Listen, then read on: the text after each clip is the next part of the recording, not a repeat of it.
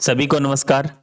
जैसा कि आप सबको सर्वविदित है 18 फरवरी से आज जैसे हमारा सेकंड ग्रेड साइंस का पहला पेपर हुआ है ऑफलाइन ऑनलाइन, उसका वीडियो सॉल्यूशन हम देख पा रहे हैं और उसके अंतर्गत हम केमिस्ट्री के जो प्रश्न थे वो दूलीचंद जी आपको करवाएंगे। और ये जो आज के थोड़े हो सकता है मिस्टेक भी हुई हो, पहला पेपर था ऑनलाइन के अंदर तो उनको पीडीएफ भी अवेलेबल हमने करवा दिया, तो आप पीडीएफ से देखकर उसको मिलान कर सकते हैं। जो प्रश्न आपको लग रहा है, अभी कई बार क्या है ऑनलाइन एप्लीकेशन में दिक्कत हो जाती है, उसकी लैंग्वेज चेंज हो जाती है, तो आप इसका जो वीडियो सॉल्यूशन है उसके थ्रू आप देख सकते हैं। जो भी प्रश्न है आपके, उनके डाउट, उनका जो वीडियो सॉल्यूशन है वो सर अभी आपको देंगे और ये बिल्कुल निःशुल्क है सबके लिए। इसको यूट्यूब पर भी हम डाल देंगे। आगे के सभी जो वीडियो रहेंगे वो एप्लीकेशन के अंदर रहेंगे और इसका टेस्ट एप्लीकेशन के ऊपर रहेगा। इसका आपको संपूर्ण जानकारी पहले बता दी गई थी, फिर भी नेक्स्ट जो संडे को पेपर है इसका शेड्यूल है, उस पर भी हम आगे मेरे वाला जो वीडियो सॉल्यूशन रहेगा उस पर हम चर्चा करेंगे।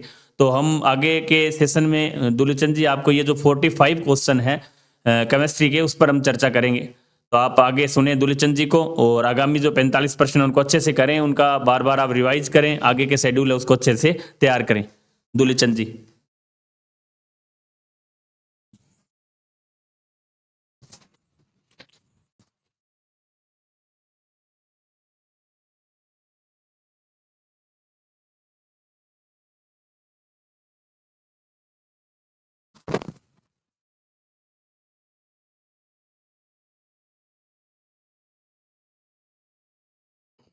नमस्कार दोस्तों, एग्ज़ाम हेल्प सूरतगढ़ के ऑनलाइन प्लेटफॉर्म पे आप सभी का हार्दिक स्वागत, अभिनंदन है।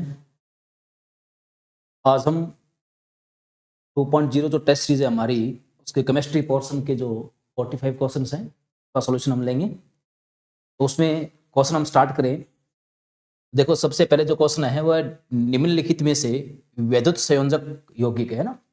तो वैद्युत संयोजक यौगिक मतलब आयनिक यौगिक पूछा गया आपसे भी, इनमें से कौन सा आयनिक यौगिक है, ये अपने को बताना है। इनमें से कौन सा आयनिक यौगिक है। देखो, आयनिक यौगिक कौन से होते हैं। आयनिक यौगिक वो होते हैं जिसमें मेटल से इलेक्ट्रॉन ट्रांसफर होते हैं, वो भी नॉन मेटल एटम में।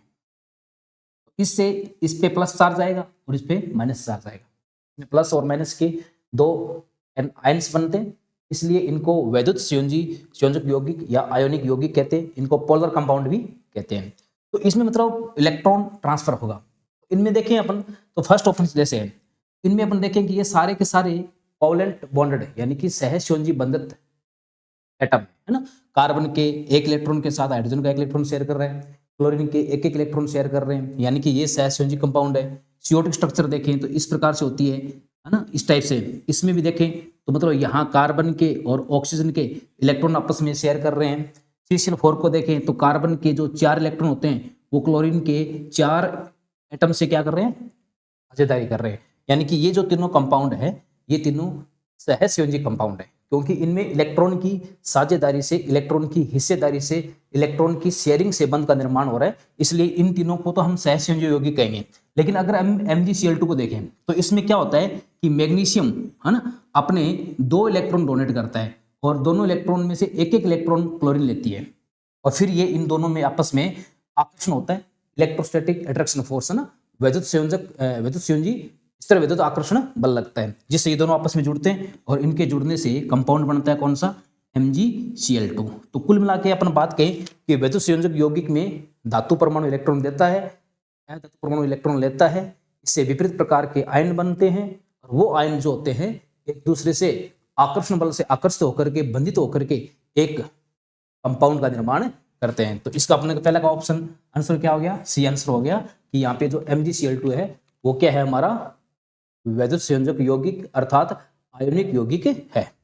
अब हम इसके नेक्स्ट क्वेश्चन पे चलें। तो सेकंड क्वेश्चन पूछा है कि आयनिक बंध बनता है, यानी कि आयनिक बंध कैसे बनता है। अभी हमने बात की थी कि आयनिक बंध कैसे बनता है कि जो धातु होती है वो इलेक्ट्रॉन देती है और अधातु यानी कि नॉन मेटल जो होती है वो इलेक्ट्रॉन लेती है। यानी कि ये प्लस देगा और इस पे क्या आएगा, माइनस आएगा। इलेक्ट्रॉन देगा तो प्लस आएगा, इलेक्ट्रॉन लेगा तो माइनस आएगा। तो ये इलेक्ट्रॉन दे रहा है, इलेक्ट्रॉन ले रहा है। अब देखो आयनिक बंध कब बनेगा, जब एक इलेक्ट्रॉन देगा और दूसरा इलेक्ट्रॉन देगा। तो देखिए इलेक्ट्रॉन आसानी से देगा और जो इलेक्ट्रॉन आसानी से लेगा तो उतना ही आसानी से आयनिक बंध बनेगा। तो इलेक्ट्रॉन देने के लिए सबसे मेन जरूरी क्या होती है कि जो भी एटम है इलेक्ट्रॉन दे रहा है उसकी जो आयनन ऊर्जा है, जिसको हम आयनन विभव कहते हैं, वो कम होना चाहिए। क्योंकि अगर उसकी आयनन ऊर्जा यानी कि आयनाइजेशन एंथैल्पी यानी कि आयनन विभव कम होगा, उस इलेक्ट्रॉन की देने की संभावना उतनी क्या होगी, ज्यादा होगी। और जिसकी इलेक्ट्रॉन एफिनिटी है ना, इलेक्ट्रॉन बंधुता जितनी ज्यादा होगी, उसके इलेक्ट्रॉन ग्रहण करने की पावर भी उतनी क्या होगी, ज्यादा होगी। वो उतनी आसानी से इलेक्ट्रॉन ग्रहण करेगा और उतनी आसानी से आयनिक बंध बनेगा। यानी कि आयनिक बंध बनने के लिए जो आयनन विभव है वो कम होना चाहिए और इलेक्ट्रॉन बंधुता क्या होनी चाहिए, उच्च होनी चाहिए। इलेक्ट्रॉन एफिनिटी क्या होनी चाहिए, हाई होनी चाहिए, ताकि वो इजीली इलेक्ट्रॉन को अट्रैक्ट कर सके। और आयनाइजेशन एंथैल्पी कम होगी तो इजीली इलेक्ट्रॉन को क्या कर सके, डोनेट कर सके। अगर ऐसा होगा तो आयनिक बंध बड़ा आसानी से बनेगा और बड़ा मजबूती से बनेगा। ये हमारा दूसरा क्वेश्चन था। तीसरे क्वेश्चन में चले हम। तो निम्न में से कौन सा यौगिक सबसे कम आयनिक है, यानी कि इनमें जो आपको 4 कंपाउंड दे रखे हैं वो इनमें सबसे कम कौन सा आयनिक यौगिक है। तो देखिए ये सारे के सारे देखें तो आयनिक यौगिक है। अब मेटल है, नॉन मेटल है, इलेक्ट्रॉन दे रहा है, दूसरा इलेक्ट्रॉन ले रहा है, यानी कि सब के सब आयनिक यौगिक है। लेकिन आयनिक यौगिक में ही क्या होता है कि जो धनावेश होता है ना, धन आयन जो होता है वो ऋण आयन का जो होता है उस ऋण आयन को ध्रुवित कर देता है। उसके लिए कुछ कंडीशंस लगती है। वो कंडीशंस जो डिस्क्राइब की थी वो एक वैज्ञानिक ने की थी। उस वैज्ञानिक का नाम था फजान, यानी कि हम यहाँ पे बात करने वाले हैं फजान नियम की। ठीक है, तो इसमें देखें फजान नियम के अनुसार क्या है। देखो इन सब में देखें तो सब के अंदर ऋणायन सेम है, यानी कि सब में क्लोराइड है, इसमें भी क्लोराइड है और इसमें भी क्लोराइड है। लेकिन इसमें देखें तो इसके पास हमारे पास धनायन है कैल्शियम +2, यहाँ हमारे पास धनायन जो है वो है सिल्वर प्लस, और यहाँ जो हमारे पास धनायन है वो है बेरियम +2, और यहाँ हमारे पास जो धनायन है वो पोटेशियम प्लस है। फजान क्या कहता है, फजान के नियम के अनुसार जिस धनावेश पर जितनी ज्यादा आवेश की मात्रा होती है वो उतने ज्यादा ध्रुवित करता है। ठीक, दूसरी बात, जिस धनावेश का आकार जितना छोटा होता है वो ऋणायन को उतना ज्यादा क्या करता है, ध्रुवित करता है। तो इन सभी धनायन में से हम देखें तो कैल्शियम +2, बेरियम +2, पोटेशियम +2 और सिल्वर प्लस, इन चारों आयन में हम देखें तो जो सिल्वर प्लस है इसका क्या है कि सबसे छोटा आकार है इन सबके कंपेरेटिव में। देखें तो आकार क्या है, सबसे छोटा है। और इसी सबसे छोटे आकार की वजह से, ठीक है ना, इसी सबसे छोटे आकार की वजह से ये क्या करेगा, इस क्लोराइड आयन को सबसे ज्यादा ध्रुवित करेगा। और ज्यादा ध्रुवित करेगा तो इसके अंदर सबसे ज्यादा सहसंयोजी लक्षण आएंगे, और ज्यादा सहसंयोजी लक्षण आएंगे तो इसके आयनिक लक्षण क्या हो जाएंगे, कम हो जाएंगे। तो इस प्रश्न का आंसर रहेगा हमारा कि यहाँ इन सभी धनायनों में से सिल्वर प्लस धनायन जो है उसका आकार सबसे छोटा है। धनायन का आकार जितना छोटा होगा वो ऋणायन को उतना ही ज्यादा ध्रुवित करता है। ये बात फजान नियम में लिखी हुई है एनसीईआरटी के, ठीक है। और जितना ज्यादा ध्रुवित करेगा तो उसके अंदर सहसंयोजी लक्षण भी उतने ज्यादा आएंगे, और सहसंयोजी लक्षण जितने ज्यादा आएंगे तो वो आयनिक उतना ही कम होगा। इसलिए इसमें हमारा आंसर कौन सा होगा, बी ऑप्शन होगा। नेक्स्ट क्वेश्चन देखें तो प्रबलतम बंध है ना, तो प्रबलतम बंध देखें तो यहाँ पे क्लोरीन और फ्लोरीन के बीच, या ब्रोमीन और क्लोरीन के बीच, या फ्लोरीन और फ्लोरीन के बीच, या ब्रोमीन और फ्लोरीन के बीच, इन सब में देखें तो प्रबलतम बंध अगर ऐसी कंडीशन में डिफाइन करना हो तो हम देखेंगे यहाँ पर विद्युत ऋणताओं का अंतर। ठीक है, इन सब में से चारों में से हम ये देख रहे हैं कि ब्रोमीन और फ्लोरीन ये जो है इनकी विद्युत ऋणता का अंतर सबसे ज्यादा है, ठीक है ना। और विद्युत ऋणता का अंतर जिसका सबसे ज्यादा होगा उसके लिए बंध भी उतना क्या होगा, प्रबल होगा। इन सब में सबसे ज्यादा विद्युत ऋणता में अंतर किसका है, ब्रोमीन में और फ्लोरीन में है। क्योंकि हम देखते हैं आवर्त सारणी में एक ग्रुप में ऊपर से नीचे है तो फ्लोरीन, क्लोरीन, ब्रोमीन और आयोडीन। ऊपर से नीचे जब हम चलते हैं ग्रुप में, एक समूह में, तो इलेक्ट्रोनेगेटिविटी जिसको हम विद्युत ऋणता कहते हैं वो कम होती है, घटती जाती है, ठीक है। और घटेगी तो हमें पता है कि इसकी और इसकी इलेक्ट्रोनेगेटिविटी का अंतर सबसे ज्यादा होगा। और जिस कंपाउंड में, जिस अणु में इलेक्ट्रोनेगेटिविटी का अंतर ज्यादा होता है उसका बंध उतना ही प्रबल होता है, ठीक है। फिर अगला क्वेश्चन हम देखें 5 नंबर क्वेश्चन। तो 5 नंबर क्वेश्चन है निम्न में से किसका गलनांक सबसे अधिक है ना।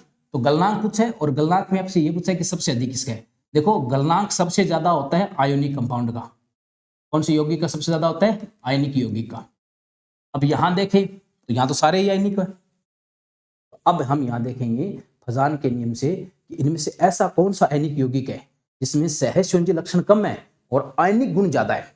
तो देखें, तो ये सारे कंपाउंड देखें, तो ये सारे के सारे जो है इन सभी को देखें तो इनमें ऋणायन सेम है, सब में सब क्लोराइड है। लेकिन धनायन सब में देखें तो देखो, इसमें धनायन है बेरियम +2, इसमें धनायन है बेरिलियम +2, इसमें है कैल्शियम +2 और इसमें है मैग्नीशियम +2। ठीक है, अगर हम एक ग्रुप बनाए इनमें से तो सबसे ऊपर आता है बेरिलियम +2, फिर आता है मैग्नीशियम +2, फिर आता है कैल्शियम +2 और फिर आता है बेरियम +2। अब इन सब में देखें तो ऊपर से नीचे जाने पे हमें पता है कि जो धनायन का आकार होता है, साइज होता है, वो साइज बढ़ता जाता है। जिस धनायन का आकार जितना ज्यादा होगा वो दूरवित उतना ही कम करेगा, या ऐसा कहीं फजान के अनुसार जिस धनायन का आकार कम होगा वो दूरवित ज्यादा करेगा, और धनायन का आकार कम होगा, है ना। देखो थोड़ा सा कंसेप्ट है कि जिसका धनायन का, है ना, पॉजिटिव आयन की बात कर रहे हैं अपन, पॉजिटिव का साइज कम तो वो दूरवित क्या करेगा, ज्यादा, और दूरवित ज्यादा करेगा तो उसमें सहसंयोजी लक्षण, कौन से लक्षण, सहसंयोजी लक्षण क्या होंगे, ज्यादा, और सहसंयोजी लक्षण ज्यादा होंगे तो सीधी सी बात है आयनिक लक्षण क्या होंगे, आयनिक लक्षण उसमें कम होंगे। आयनिक लक्षण कम होंगे तो सीधी सी बात है उसके गलनांक में क्या आएगी, कमी आएगी, क्योंकि हमें पता है कि आयनिक यौगिक का गलनांक ज्यादा होता है। ठीक है, तो देखो इसमें, है ना, इसमें देखो हमें पूछा गलनांक सबसे अधिक किसका है, तो सीधी सी बात है जिसमें आयनिक गुण ज्यादा होंगे यानी कि सहसंयोजी गुण कम होंगे, जिसका दूरवहन कम होगा। तो देखो इन सब में से जो सबसे कम दूरवहन होने वाला है वो बेरियम +2 करेगा, क्योंकि इसका साइज क्या है, बड़ा है, साइज बड़ा है तो क्लोराइड का कम दूरवहन कर पाएगा, और कम दूरवहन कर पाएगा तो इसमें सहसंयोजी लक्षण कम आएंगे, सहसंयोजी लक्षण कम आएंगे तो आयनिक लक्षण क्या होंगे, इसमें ज्यादा होंगे, यानी कि इसका उत्तर क्या होगा अपना BaCl2। फिर है धातु ऑक्साइड के स्थायित्व का क्रम है। ये कुछ धातु ऑक्साइड दे रखे हैं, इनके स्थायित्व का क्रम पूछे। देखो धातु ऑक्साइड में स्थायित्व का जो क्रम देखते हैं, कैसे डिसाइड करेंगे इस क्वेश्चन को, देखो हम सारे धातु ऑक्साइड देखते हैं, जैसे हमारे पास एक तो है मैग्नीशियम +2, दूसरा है एल्यूमिनियम +3, तीसरा है क्रोमियम +3 और चौथा है आयरन +3। ठीक है, ये अपने पास कंपाउंड। पहली सी बात है जिस धनायन पर आवेश जितना कम होगा उस धनायन का स्थायित्व उतना ही ज्यादा होगा। तो इन तीनों में से देखें, इन तीनों में से सबसे कम आवेश किसका है, मैग्नीशियम +2 का है, यानी कि इसका स्थायित्व क्या होगा, सबसे ज्यादा। ठीक है, अब रहेंगे ये तीन, इन तीनों पे +3 आवेश है, +3 आवेश है।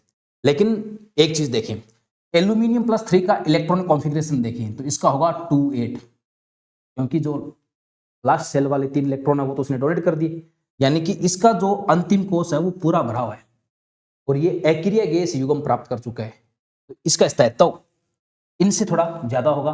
कैसे, क्योंकि क्रोमियम और आयरन इन दोनों में देखें, ठीक है, तो जो क्रोमियम होता है, क्रोमियम जो होता है, इस क्रोमियम का जो विन्यास होता है वो अर्धपूरित होता है, यानी कि हाफ फिल्ड इलेक्ट्रॉन रहते हैं। इसके जो अंतिम डी कक्षक होता है वो आधे भरे रहते हैं, यानी कि ये कैसा होता है, इसमें होता है अर्धपूरित। तो अर्धपूरित होगा तो सीधी सी बात है कि इसका स्थायित्व इससे तो कम होगा, यानी कि 2 नंबर पे कौन होगा, एल्यूमिनियम, क्योंकि इसमें क्या है, फुल फिलअप आउटरमोस्ट ऑर्बिट है ना, अंतिम कोष पूरे भरे हुए अक्रिय गैस युग्म को प्राप्त कर चुका है। बात करें क्रोमियम को, तो क्रोमियम और आयरन की तुलना करें तो क्रोमियम में जो अंतिम कोष है वो आधे भरे, यानी कि अर्धपूरित है। ठीक है, इस वजह से क्रोमियम +3 आयरन +3 की तुलना में क्या है, ज्यादा स्थायित्व है। तो इनका क्रम क्या रहेगा, इस प्रकार का क्रम। ठीक है, तो स्थायित्व का क्रम अगर अपने से पूछे तो हम सीधा सा बताएंगे इनके आवेश के आधार पर, क्योंकि सब में सब ऑक्साइड के यौगिक है, ऑक्सीजन तो सब में सेम है, यानी कि ऑक्साइड सब में सेम है। बात रही धनावेश की तो हमने कहा जिस पर धनावेश की मात्रा ज्यादा उसका स्थायित्व कम होगा। अब बात रही जिनका धनावेश बराबर है उसमें कैसे कहें, तो उसमें हम कहेंगे कि जो पूर्ण भरे हुए कक्षक है, यानी कि जो अक्रिय युग्म गैस विन्यास प्राप्त कर चुका है, अक्रिय गैस विन्यास प्राप्त कर चुका है, उसका स्थायित्व ज्यादा होगा, और उससे कम किसका होगा, अर्धपूरित का होगा, और सबसे कम जो बचा है उसका होगा। ठीक है, तो ये क्वेश्चन छठा हो गया। तो छठे का पहला आंसर होगा 7वां क्वेश्चन, सहसंयोजी लक्षण का आरोही क्रम है। मैं एक बार इसमें मिला लेता हूँ, सही है क्या, हाँ, सहसंयोजी लक्षण का आरोही क्रम है ना। किस में सहसंयोजी लक्षण जो है बढ़ते क्रम में, आरोही का मतलब क्या होता है, बढ़ते क्रम में। ठीक है, तो देखिए तो इन सब में देखें तो हमारे पास जो आयन है वो एक तो है बेरियम +2, ठीक है, एक है मेरे पास लिथियम प्लस और एक है मेरे पास सोडियम प्लस। तो फजान के नियम में क्या कहा गया कि जिस धनावेश का आकार जितना छोटा होगा वो ऋणायन को उतना ही ज्यादा द्रवीभूत। इन सब में ऋणायन सेम है। कौन सा ऋणायन है? क्लोरीन माइनस, यानी कि क्लोराइड है, ठीक है। तो हम इन तीनों धनायनों में देखेंगे कि सबसे छोटा आकार किसका है। जिसका सबसे छोटा आकार होगा वो ज्यादा ध्रुवित करेगा, और ज्यादा ध्रुवित करेगा तो उसमें सहज संयोजी लक्षण भी क्या होंगे? ज्यादा होंगे। तो देखो, है ना, तो देखो इन तीनों में देखें तो देखो लिथियम और सोडियम ये तो आगे फर्स्ट ग्रुप के, फिर उसके बाद में कौन आता है? बेरिलियम। ये कौन से ग्रुप का है? सेकंड ग्रुप का है। हमें पता है कि एक आवर्त में बाएं से दाएं जाएं, एटॉमिक साइज, है ना, एटॉमिक रेडियस क्या होती है? कम होती है। ऊपर से नीचे जाएं एक समूह में तो एटॉमिक रेडियस क्या होती है? इंक्रीज होती है। तो सीधी सी बात है कि इसमें और इन तीनों में छोटा आकार किसका होगा? बेरिलियम +2 का। अगर इसका छोटा आकार है तो ये दूरवर्ण भी क्या करेगा? ज्यादा करेगा, और दूरवर्ण ज्यादा करेगा तो सीधी सी बात है इसमें सहज संयोजी लक्षण भी क्या होंगे? ज्यादा होंगे। यानी कि इन तीनों में से सबसे ज्यादा किसमें होंगे? BeCl2 में। अब बात रही इन दोनों में से, तो इन दोनों में से छोटा आकार किसका होगा? ऑब्वियसली लिथियम आयन का, क्योंकि ऊपर से नीचे जाने पे आकार बढ़ता है, तो लिथियम छोटा है और सोडियम क्या है? बड़ा है। दूसरा किसका होगा क्रम? LiCl का, ठीक है। और सबसे कम सहज लक्षण किसमें होंगे? NaCl में, यानी कि इसका उत्तर क्या होगा? बी ऑप्शन, सातवें क्वेश्चन का, ठीक है। अब है आठवां क्वेश्चन, निम्न में से सर्वाधिक सहज संयोजी, वही सेम नियम है जान वाला, ठीक है। फजान के नियम पे जितने क्वेश्चन बन सकते हैं संभावित वो मैंने डाले, क्योंकि ऐसे क्वेश्चन मोस्टली एग्जाम में अपने सेकंड ग्रेड में पूछे जाते हैं। सारे क्वेश्चन जो आपके हैं वो NCERT ओरिएंटेड है, सेकंड ग्रेड एग्जाम के ओरिएंटेड है। कोई क्वेश्चन में कोई लेवल इनका बड़ा नहीं है, कोई कम नहीं है, ठीक है। तो देखें इन सबको ध्यान से देखें तो इनमें कार्बन कार्बन सब में सेम है। डिफरेंस जो है वो ऋणायन में, इसके अंदर जो ऋणायन है वो ऑक्साइड आयन है, इसके अंदर जो है वो ब्रोमाइड आयन है, इसके अंदर जो है फ्लोराइड आयन है, और इसके अंदर जो है सल्फाइड आयन, ठीक है। देखो साल ने क्या कहा कि जिस ऋणायन का आकार जितना ज्यादा होगा, जिस ऋणायन पर आवेश जितना ज्यादा होगा उसका ध्रुवण उतना ही ज्यादा होगा, और जिसका ध्रुवण ज्यादा होगा तो उसमें सहज संयोजी लक्षण क्या होंगे? ज्यादा होंगे, ठीक है। तो देखो इन सब में देखें तो ज्यादा आवेश किस पर है? एक तो ऑक्सीजन पर, एक किस पे? सल्फर पे। अब देखिए ये तो बात, आवेश तो सेम हो गया, तो बात देखिए आकार की। हमें पता है कि सल्फर यानी कि सल्फाइड आयन का जो आकार होता है वो ऑक्सीजन से क्या होता है? बड़ा होता है। तो अगर सल्फाइड का आकार बड़ा है ऑक्सीजन की कंपेयर में तो सीधी सी बात है सल्फाइड आयन का ध्रुवण क्या होगा? ज्यादा। सल्फाइड आयन का ध्रुवण ज्यादा होगा तो सल्फाइड आयन में ही सहज संयोजी लक्षण क्या होंगे? ज्यादा होंगे। 8वें प्रश्न का उत्तर क्या हो गया? सी हो गया, ठीक है। फिर अपन चले नेक्स्ट 9 नंबर क्वेश्चन, Na2H2O3 में सल्फर की संयोजकता क्या है ना? सिंपल सा क्वेश्चन है, अपन सारे 11th क्लास में करके आए हैं, है ना। Na2H2O3, है ना, इसमें अपने को सल्फर की ऑक्सीडेशन सॉरी वैलेंसी निकालनी है, ठीक है ना। तो सल्फर की कैसे निकालेंगे? एक सिंपल सा ऑक्सीडेशन स्टेट निकालने का तरीका ही है, ठीक है ना, कि आप कैसे निकालो से, ठीक है। चाहे आप इसकी स्ट्रक्चर बनाकर निकालो और चाहे सीधा निकाल लो, ठीक है ना। सीधा निकालते हो अगर आप वैसे जैसे ऑक्सीडेशन निकालते हैं, है ना, तो संयोजकता वैसे निकल जाएगी अपने पास में। जैसे इसकी सोडियम की हमें पता है 2, सल्फर की निकालनी है उसकी x मान लो प्लस, ठीक है। ऑक्सीजन के 3 है तो बराबर सब पे 0, ठीक है। तो 2 + 2x बराबर 6, है ना, ठीक है। बराबर क्या आ गया इसमें? 6 आ गया, ठीक है। तो 2x बराबर क्या आ गया? 6 - 2 यानी कि बराबर 4, x बराबर क्या हो गया? 4/2 यानी कि इसकी कितनी आएगी? +2 आएगी, ठीक है। तो इसका आंसर क्या होगा? +2 यानी कि बी आंसर।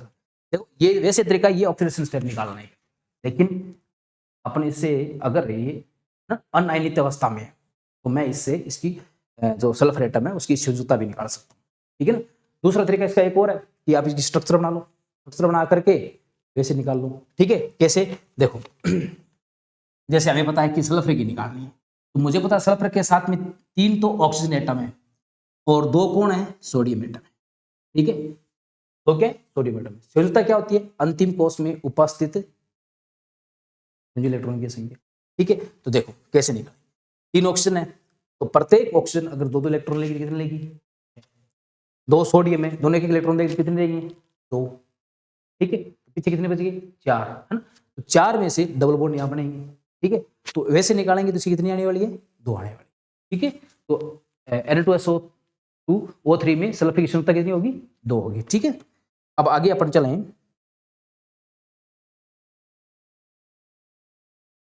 किस अणु के लिए अष्टक नियम लागू नहीं है ना? तो अष्टक नियम क्या होता है कि जिस अणु के आयतन कोश में 8 इलेक्ट्रॉन प्राप्त हो जाते हैं वो अष्टक नियम होता है। इन सब में देखें कार्बन, तो कार्बन की बात करें तो कार्बन के आउटरमोस्ट शेल में 8 इलेक्ट्रॉन विन्यास है, देखो ध्यान से, ठीक है। ऑक्सीजन के आउटरमोस्ट शेल में इलेक्ट्रॉन होते हैं 6, ठीक है। कार्बन के आउटरमोस्ट शेल में इलेक्ट्रॉन होते हैं, और ये कार्बन के, और ये इस इधर वाले ऑक्सीजन के 6 है, ठीक है। इसमें कार्बन को ध्यान से देखो, कार्बन के ये ऑक्टेट कंप्लीट है, इसमें ऑक्सीजन का देखें तो ये ऑक्टेट कंप्लीट है, इस ऑक्सीजन का, इस ऑक्सीजन का देखें तो ये ऑक्टेट कंप्लीट है। इसी प्रकार से जल के अंदर देखें ऑक्सीजन का, तो ऑक्सीजन पे कितने इलेक्ट्रॉन होते हैं? 6 होते हैं। एक ही इलेक्ट्रॉन के साथ में हाइड्रोजन क्या कर लेगी? अपना बॉन्ड बना लेगी, कोवलेंट बॉन्ड बना लेगी। अब इस ऑक्सीजन के देखें 8 इलेक्ट्रॉन सिस्टम, तो ये इसके देखो 8 इलेक्ट्रॉन सिस्टम पूरा है। इस हाइड्रोजन का यहाँ पे डुप्लेट पूरा है, इस हाइड्रोजन का यहाँ पे डुप्लेट पूरा है, ठीक है। बात देखिए O2, तो O2 में क्या होता है? डबल बॉन्ड से एसिड, यानी कि प्रत्येक ऑक्सीजन में हमें पता है आउटरमोस्ट शेल में 6 इलेक्ट्रॉन होते हैं, ठीक है। देखो इस ऑक्सीजन के देखो, है ना, इसके 8 ऑक्टेट ये कंप्लीट रहा, इसका ऑक्टेट ये कंप्लीट, ठीक है। लेकिन कार्बन मोनोऑक्साइड में देखें, ये कार्बन, ये ऑक्सीजन, कार्बन पे आउटर मोस्ट में 4 इलेक्ट्रॉन होते हैं, ऑक्सीजन पे कितने होते हैं? 6 होते हैं, ये बॉन्ड बन गया।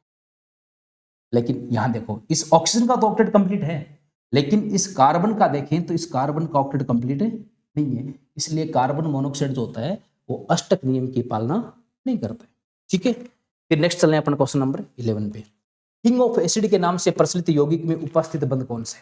तो सबसे पहले तो हमें ये पता होना चाहिए कि किंग ऑफ एसिड का कौन सा कंपाउंड है ना।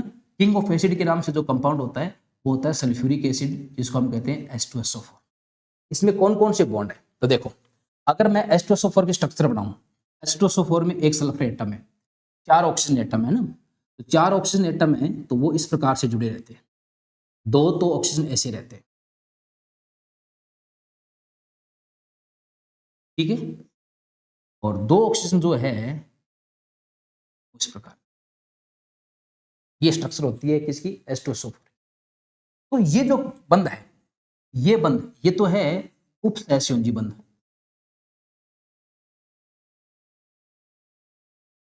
जो इलेक्ट्रॉन पेयर के डोनेशन से बनता है, ठीक है।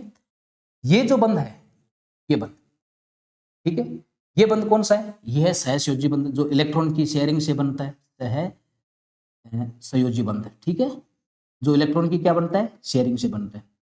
लेकिन यहां देखें तो ऑक्सीजन और हाइड्रोजन की इलेक्ट्रॉन नेगेटिविटी में अंतर होता है, सीधी सी बात है, इस पे प्लस आएगा, इस पे क्या आएगा? माइनस, इस पे क्या आएगा? सॉरी एक मिनट, ये मोर इलेक्ट्रोनेगेटिव है, इस पे माइनस आएगा, इस पे प्लस आएगा, इस पे माइनस आएगा और इस पे क्या आएगा? प्लस आएगा, ठीक है।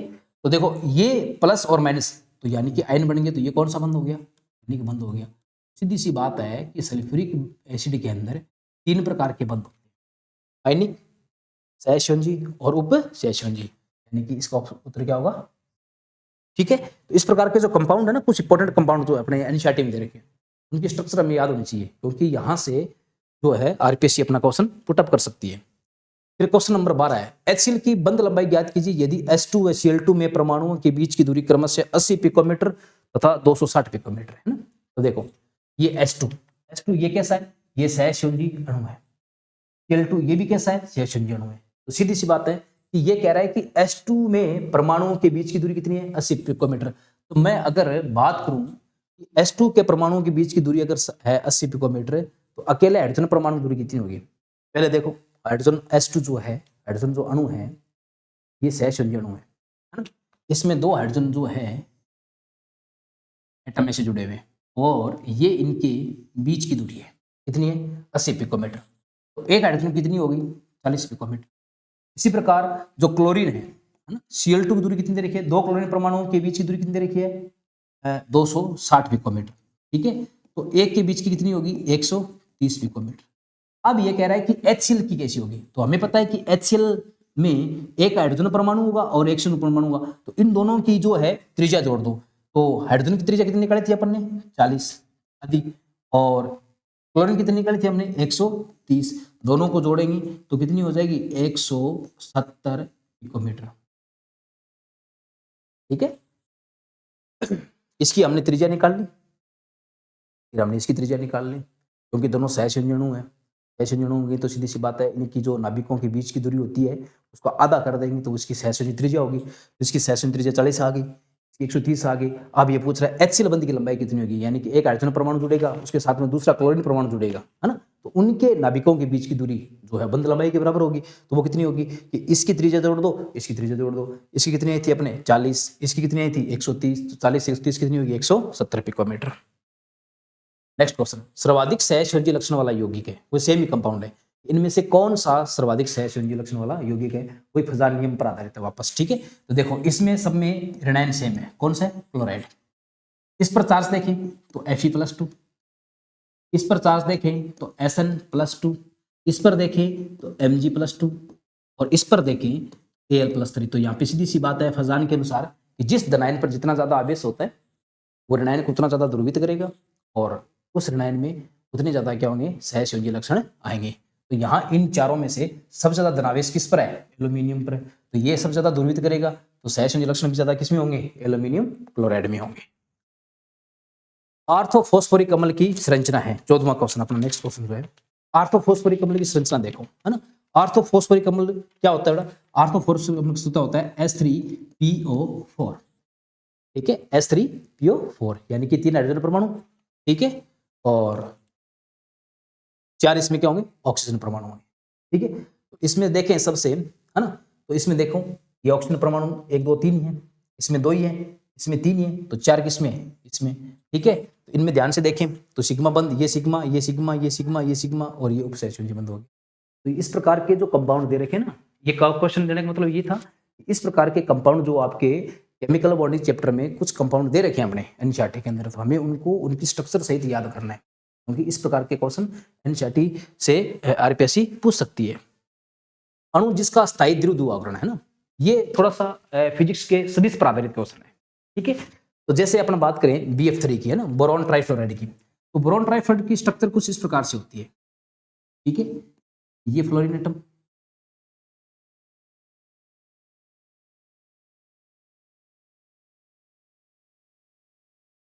ये दूसरा फ्लोरीन एटम और ये तीसरा फ्लोरीन, ठीक है। स्थायी द्विध्रुव आवरण पूछा है, यानी कि स्थायी का मतलब होता है कि जिसके अंदर, ठीक है ना, द्विध्रुव आवरण का मान 0 नहीं हो। इसमें देखें तो देखो इसमें जो डायपोल मोमेंट की डायरेक्शन होगी वो इस डायरेक्शन में, इसके लिए इस डायरेक्शन में होगी, इसके लिए इस डायरेक्शन में। इन दोनों का जो सदिश नियम के अनुसार परिणामी आएगा वो इस दिशा में आएगा, और ये परिणामी इस परिणामी को क्या कर देगा, कैंसिल कर देगा। तो इसका जो डायपोल मोमेंट है वो कितना हो जाएगा, 0 हो जाएगा, मतलब BF3 का तो हो ही नहीं सकता। दूसरी बात करें अपन SO4 की, तो SO4 में देखें, SO4 में सल्फर एटम है और कितने हैं, 4 क्लोरीन एटम है, 3 4, ठीक है।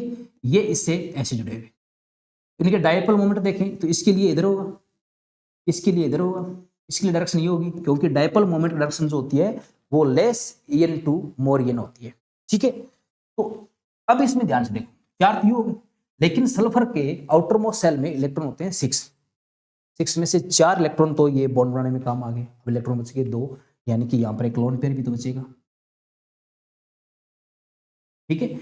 अब इन दोनों का जो रिजल्टेंट आएगा वो इधर आएगा, इन दोनों का जो आएगा वो इधर आएगा, तो ये दोनों क्या कर देंगे, दूसरे को कैंसिल कर देंगे, लेकिन इसका तो बचेगा कम से कम, इसका डायपोल मोमेंट तो बचेगा, यानी कि इसका अगर लोन पेयर की वजह से बचेगा तो कुल मिला के हम ये कह सकते हैं कि इसका डायपोल मोमेंट 0 तो नहीं होगा लोन पेयर की वजह से। XeFO4 में देखें तो देखो XeF4 में वो 4 फ्लोरीन एटम, ऐसे चारों, ठीक है, 4 बॉन्ड बनाएंगे। Xe के जिन्होंने के आउटर मोस्ट सेल में 8 इलेक्ट्रॉन होते हैं, 4 बॉन्ड बना लिए, 2 लोन पेयर बच के, एक लोन पेयर ये ऐसे सेटल हो गया, एक लोन पेयर ये इधर सेटल हो गया, ठीक है। अब देखो इसका डायपोल मोमेंट इस साइड में, इसकी डायरेक्शन ये, इसकी डायरेक्शन ये, इसकी डायरेक्शन ये, इन दोनों रिजल्टेंट ये आएगा, इन दोनों का रिजल्टेंट ये आएगा, इससे ये कैंसिल हो जाएगा और इसके डायपोल मोमेंट से इसका डायपोल मोमेंट क्या हो जाएगा, हो जाएगा, यानी कि कुल मिला के इसका डायपोल मोमेंट भी कितना आएगा, 0 आएगा। सिलिकॉन क्लोराइड की बात करें तो सिलिकॉन 4 फ्लोरीन 2 3 और 4, ये चारों सिंगल बॉन्ड जुड़े, इसका डायपोल मोमेंट इस डायरेक्शन में, इसका इस डायरेक्शन में, इसका इस डायरेक्शन में और इसका इस डायरेक्शन में, तो ये चारों आपस में क्या हो जाएंगे, कैंसिल हो जाएंगे। सिलिकॉन के आउटर मोस्ट में 4 इलेक्ट्रॉन होते हैं, तो कोई लोन पेयर बचेगा नहीं, इसलिए इसका डायपोल मोमेंट भी कितना आएगा, 0। ठीक है, तो ये इनमें से ऐसा कौन सा कंपाउंड है जिसका डायपोल मोमेंट 0 नहीं है, यानी कि जिसमें हमेशा आपको कुछ ना कुछ डायपोल मोमेंट मिलेगा, तो वो है आपका SF4। क्यों? क्योंकि इसमें एक लोन पेयर उपस्थित है, इस लोन पेयर की वजह से ये डायपोल मोमेंट देगा अपने को। बाकी सारे जो है इनमें डायपोल मोमेंट जो है आपस में निरस्त होकर के या उनके परिणामी से निरस्त होकर के 0 हो जाता है। ठीक है, नेक्स्ट चलिए अपन थीटा के किस मान के लिए त्रिपरमाणु अणु XYZ अतु सर्वाधिक द्विध्रुव आघूर्ण होगा। ठीक है, तो अगर मुझे जैसे मान लो XYZ 3 परमाणु है, ठीक है, कोई भी 2 परमाणु के बीच में मान लो मेरे को थीटा कोण दे रखा है, तो उसके लिए द्विध्रुव आघूर्ण सूत्र क्या होता है, उसके लिए परिणामी जो द्विध्रुव आघूर्ण होता है वो हम जैसे परिणामी सदिश निकालते हैं ना, वैसे ही निकालेंगे। जैसे मैं कैसे निकालूंगा, x² + y² + 2xy cos theta, ये होता है, ये है परिणामी रिजल्टेड द्विध्रुव आघूर्ण है। ठीक है ना, मोमेंट है। ठीक, अब ये कह रहे हैं इनमें से कौन सी थीटा के लिए सबसे ज्यादा होगा। देखो हमें पता है कि cos 90 का मान कितना होता है, cos 90 का मान होता है 0 डिग्री। कितना होता है, 0 डिग्री, 0 होता है, सॉरी, cos 90 डिग्री का मान कितना होता है, 0। तो अगर मैं cos 90 रखूंगा तो इसका मान क्या आएगा, 0, और 0 आने पे यहाँ पे क्या आएगा, x² प्लस, ठीक है, प्लस 0। लेकिन जैसे ही मैं cos 90 से ज्यादा जाऊंगा, है ना, 90 से ज्यादा अगर थीटा का मान रखूंगा, है ना, 100, 110, 120, 130, 150, 180, ठीक है, तो cos का मान नेगेटिव हो जाता है। cos का मान नेगेटिव होगा तो वो कुछ ना कुछ मान तो होगा ही, साथ में यहाँ पे क्या आ जाएगा, नेगेटिव। अब साथ में यहाँ पे अगर नेगेटिव आ जाएगा तो इसमें से कुछ मान तो घटेगा, यानी कि कुल मिला के जो परिणामी द्विध्रुव आघूर्ण है उसके मान में क्या आने वाली है, कमी आने वाली है। तो सबसे ज्यादा इन चारों कोणों में से किसके लिए होगा, 90 के लिए होगा, क्योंकि cos 90 के लिए मान कितना होता है, 0। यहाँ पर cos 90 रखोगे तो ये पूरी वैल्यू 0 हो जाएगी, तो आपके पास ये वैल्यू बच जाएगी।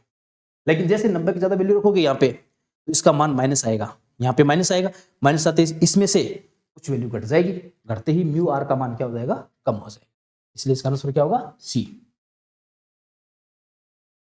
17वां सर्वाधिक द्विध्रुव आघूर्ण किसका, ये भी अच्छा प्रश्न है। देखो इनमें से सबसे ज्यादा द्विध्रुव आघूर्ण क्या होगा, तो पहले तो अपना बात करें कि वास्तव में डायपोल मोमेंट होता है क्या है। देखो द्विध्रुव आघूर्ण जो होते हैं वो वास्तव में क्या होता है कि आवेश और दोनों आवेशों के बीच की दूरी का गुणनफल होता है। ठीक है, जितना अधिक आवेश होगा या उनके बीच की दूरी ज्यादा होगी तो वहां पे म्यू का मान भी क्या होगा, ज्यादा होगा।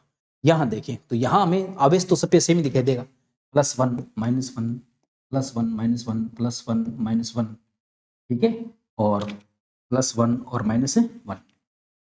यहाँ कैसे डिफाइन करें, देखो यहाँ डिफाइन करेंगे हम इसको इलेक्ट्रोनेगेटिविटी से, कि जिसके लिए इलेक्ट्रोनेगेटिविटी का अंतर ज्यादा उसके लिए डायपोल मोमेंट भी क्या होगा, ज्यादा होगा। सीधी सी बात है, इलेक्ट्रोनेगेटिविटी का अंतर ज्यादा होगा तो चार्ज जल्दी से सेपरेट होगा, जल्दी से प्लस और माइनस आएंगे, और जितने जल्दी प्लस और माइनस आएंगे उतने जल्दी क्या होगा, डायपोल मोमेंट क्रिएट होगा, उतना ज्यादा क्रिएट होगा।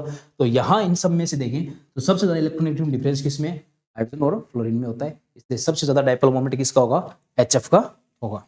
ठीक है, नेक्स्ट अपन बात करें नेक्स्ट क्वेश्चन की, क्वेश्चन नंबर 18, पूर्णतः ध्रुवीय HCl अणु के लिए द्विध्रुव आघूर्ण 6.12 dy है। डी का मतलब dy है, ये जो द्विध्रुव आघूर्ण की यूनिट होती है।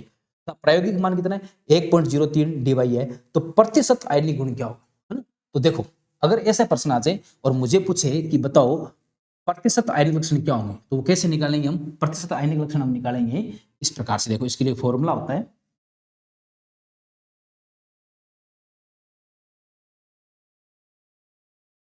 ठीक है, वो क्या होता है, देखो प्रतिशत आयनिक लक्षण, प्रतिशत आयनिक लक्षण बराबर होता है कि जो आपको प्रायोगिक मान दे रखे म्यू का, जो भी प्रायोगिक मान दे रखे वो बटा में जो सैद्धांतिक मान दे रखे है, ठीक है, वो, ठीक है, और गुणा किससे कर दो आप, 100 से। तो मेरे को प्रायोगिक मान कितने दे रखा है, प्रायोगिक मान दे रखा है 1.03 dy, सैद्धांतिक मान कितने रखे 6.12 dy, इंटू क्या करेंगे 100 से, डिवाई से डिवाई सोल्व हो जाएगा, इसको इससे सोल्व करोगे और 100 से मल्टीप्लाई करोगे तो आपके पास आंसर कितना आएगा, आपके पास लगभग जो आंसर आने वाला है वो 17.64 आने वाला है। लेकिन अपना ऑप्शन देखें तो लगभग 70% आने वाला है।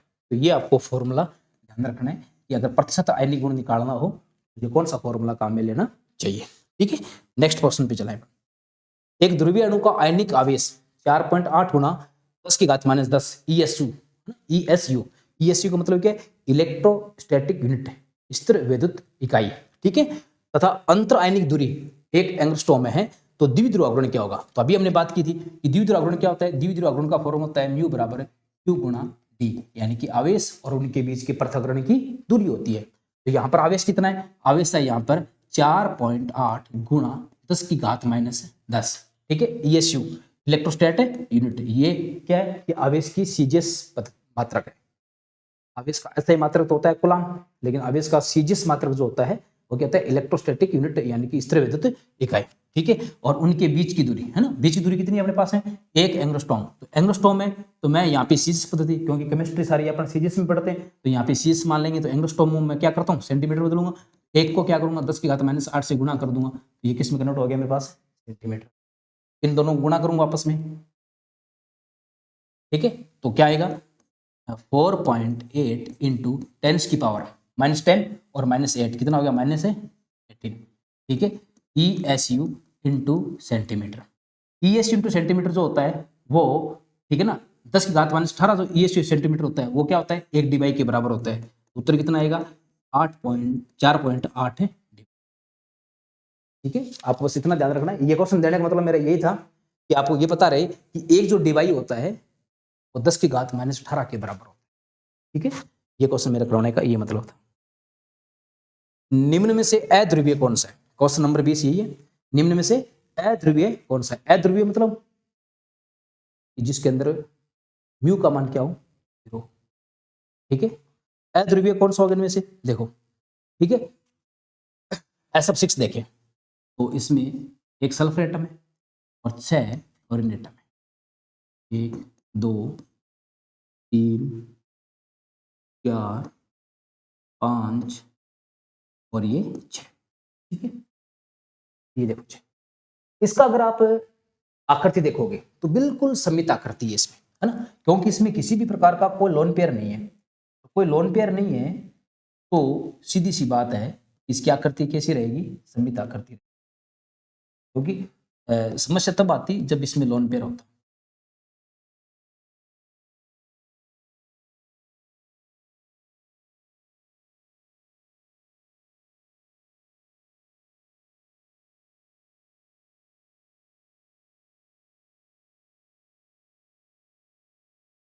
ठीक है, देखो तो यहां इन सबका जो रिजल्टेंट जो होगा ना, म्यू सबका 0 आएगा। देख लेना, इसका म्यू इस साइड आएगा, इसका म्यू इस साइड आएगा, इसका म्यू इस साइड आएगा, इसका इस साइड आएगा। तो ये आपस में ये कैंसिल कर देंगे। इसका इधर होगा, इसका इधर होगा, ये सारे आपस में क्या कर देंगे? कैंसिल। किसी का डायपोल मोमेंट नहीं आएगा, 0। डायपोल मोमेंट 0 होगा तो सीधी सी बात है ये पोलर नहीं है, यानी कि नॉन पोलर है। एक तो अपने नॉन पोलर ये मिल गया। IF7 देखो, तो IF7 में देखो क्या होगा? आयोडीन है और साथ क्या है? फ्लोरीन है, ठीक है। अब इसमें देखो 7 फ्लोरीन है, तो कुल मिला के क्या होगा कि जैसे ये आयोडीन है, 7 फ्लोरीन अगर इसमें होगी तो 1 2 3 4 5, अब 2 बच गई, 2 वो कुछ इस प्रकार से होगी, तो ये इन सब का डायपोल मोमेंट 0 हो जाएगा, ठीक है। लेकिन इनमें से किसी एक फ्लोरीन की वजह से डायपोल मोमेंट बच जाएगा, यानी कि इसकी जो आकृति होगी वो कैसी होगी? आकृति होगी इसकी असममित। कैसी होगी? असममित। असममित क्यों होगी? क्योंकि इसका डायपोल मोमेंट जो है वो 0 नहीं होगा। मेरे हिसाब से आपको इस प्रकार के क्वेश्चन डायपोल मोमेंट से करने चाहिए, ठीक है ना। डायपोल मोमेंट 0 नहीं है तो सीधी सी बात है ये असममित होगा, और असममित होगी तो सीधी सी बात है कि ये क्या होगी? ध्रुवीय होगी। और IF7 की अगर अपन देखें तो इसका संकरण निकालें। IF7 का संकरण क्या आता है? IF7 का संकरण निकालना पता ना आपको? देखो जैसे ये एटम है, ये सेंट्रल एटम है, इसके वैलेंस इलेक्ट्रॉन कितने होते हैं? 7। एटम कितने जुड़े हुए हैं? 7। 7 + 7 कर दो अपॉन 2 कर दो, तो ये कितने हो गए? 14/2। तो 14/2 यानी कि 7। 7 के लिए कौन सा आएगा? 7 के लिए आएगा sp3d, और sp3d2 है, इसकी संरचना कैसी होगी? इसकी संरचना होगी पंचकोणीय द्विपिरामिडी। पंचकोणीय द्विपिरामिडी, ठीक है ना, द्विपिरामिडी। देखो पंचकोणीय कैसे? 1 2 3 1 2 3 4, ये 5वां कोण और एक द्विपिरामिड, ठीक है ना, ऐसे। कैसे? यहां 1 2 3 4, ठीक है, ये हो गया। अब देखो इसमें एक ऐसे होगा, एक ऐसे होगा। अब ये तो हो गए, अब पांचवां कोण ये रहेगा इस टाइप से, ये पंचकोणीय होगी और ये ऊपर नीचे होगी पिरामिड, ठीक है। फिर देखें PCl3, तो PCl3 भी कैसे होगा, ये फास्फोरस, ये क्लोरीन, ये क्लोरीन और ये क्लोरीन, तो इसकी स्ट्रक्चर तो ऐसे त्रिकोणीय होगी। लेकिन ध्यान से देखें तो फास्फोरस के अंतिम कोश में कितने इलेक्ट्रॉन होते हैं, 5 होते हैं, 5 में से 3 ही काम आए, अभी तक 3 क्लोरीन जुड़े हैं, तो एक यहाँ पर क्या बच जाएगा, लोन पेयर बच जाएगा। ये त्रिकोणीय पिरामिड होगी, तो ये भी कैसी है, असममित है, ठीक है ना, तो ये भी असममित है।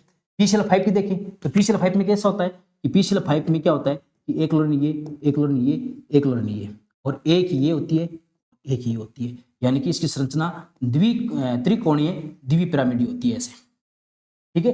तो ये भी संरचना कैसी होती है, असममित होती है। तो बाकी सबकी सब संरचना कैसी है, असममित है, ठीक है ना। तो ये और ये सब असममित है, इसलिए सारे के सारे पोलर होंगे, यानी कि इनका सबका म्यू होगा। लेकिन S6 जो है ये सममित है और इसका म्यू क्या है, 0 है, इसलिए ये कैसा होगा, अध्रुवीय होगा। 20 का आंसर क्या हो जाएगा अपना, ये हो जाएगा, ठीक है। नेक्स्ट देखिए अपना 21वां क्वेश्चन है ना, बिल्कुल सिंपल सा क्वेश्चन है, कुछ नहीं इसमें। यदि ये आपको एक बेंजीन का कंपाउंड दे रखा है, ऊपर X लगा रखा है, का द्विध्रुव आघूर्ण 1.5 DY है, इसका द्विध्रुव आघूर्ण क्या होगा, ध्यान से देखो, है ना। द्विध्रुव आघूर्ण क्या होता है, लेस En2 मोर En होता है, ठीक है। X यहाँ पे कोई मोर इलेक्ट्रोनेगेटिव एलिमेंट है, ठीक है। इसका द्विध्रुव आघूर्ण कैसे होगा, ऐसे, इसका कैसे होगा, ऐसे, इसका कैसे होगा, ऐसे, इसका कैसे होगा, ऐसे, इसका कैसे होगा, इसका मान कितना दे रखा है अपने को, 1.5 DY, ठीक है। तो ध्यान से देखो, ये कह रहा है कि इनमें इसका कितना होगा, ठीक है। देखो ये एक, ये, ठीक है। देखो ध्यान से, इसका और इन दोनों का जो रिजल्टेंट आएगा वो यहाँ है, ठीक है। तो यहां से पहले से एक था ही, दूसरा एक यहाँ पे और आ गया, तो पहले वाले से ये तो कैंसिल हो जाएगा, लेकिन ये एक तो बच गया ना। तो इस एक X की वजह से कितना है, 1.5 DY है। तो बताओ इस पूरे का परिणामी कितना बचा, 1.5 DY बचा, है ना। कैसे, दोबारा देखो इसको, है ना, देखो इसको दोबारा,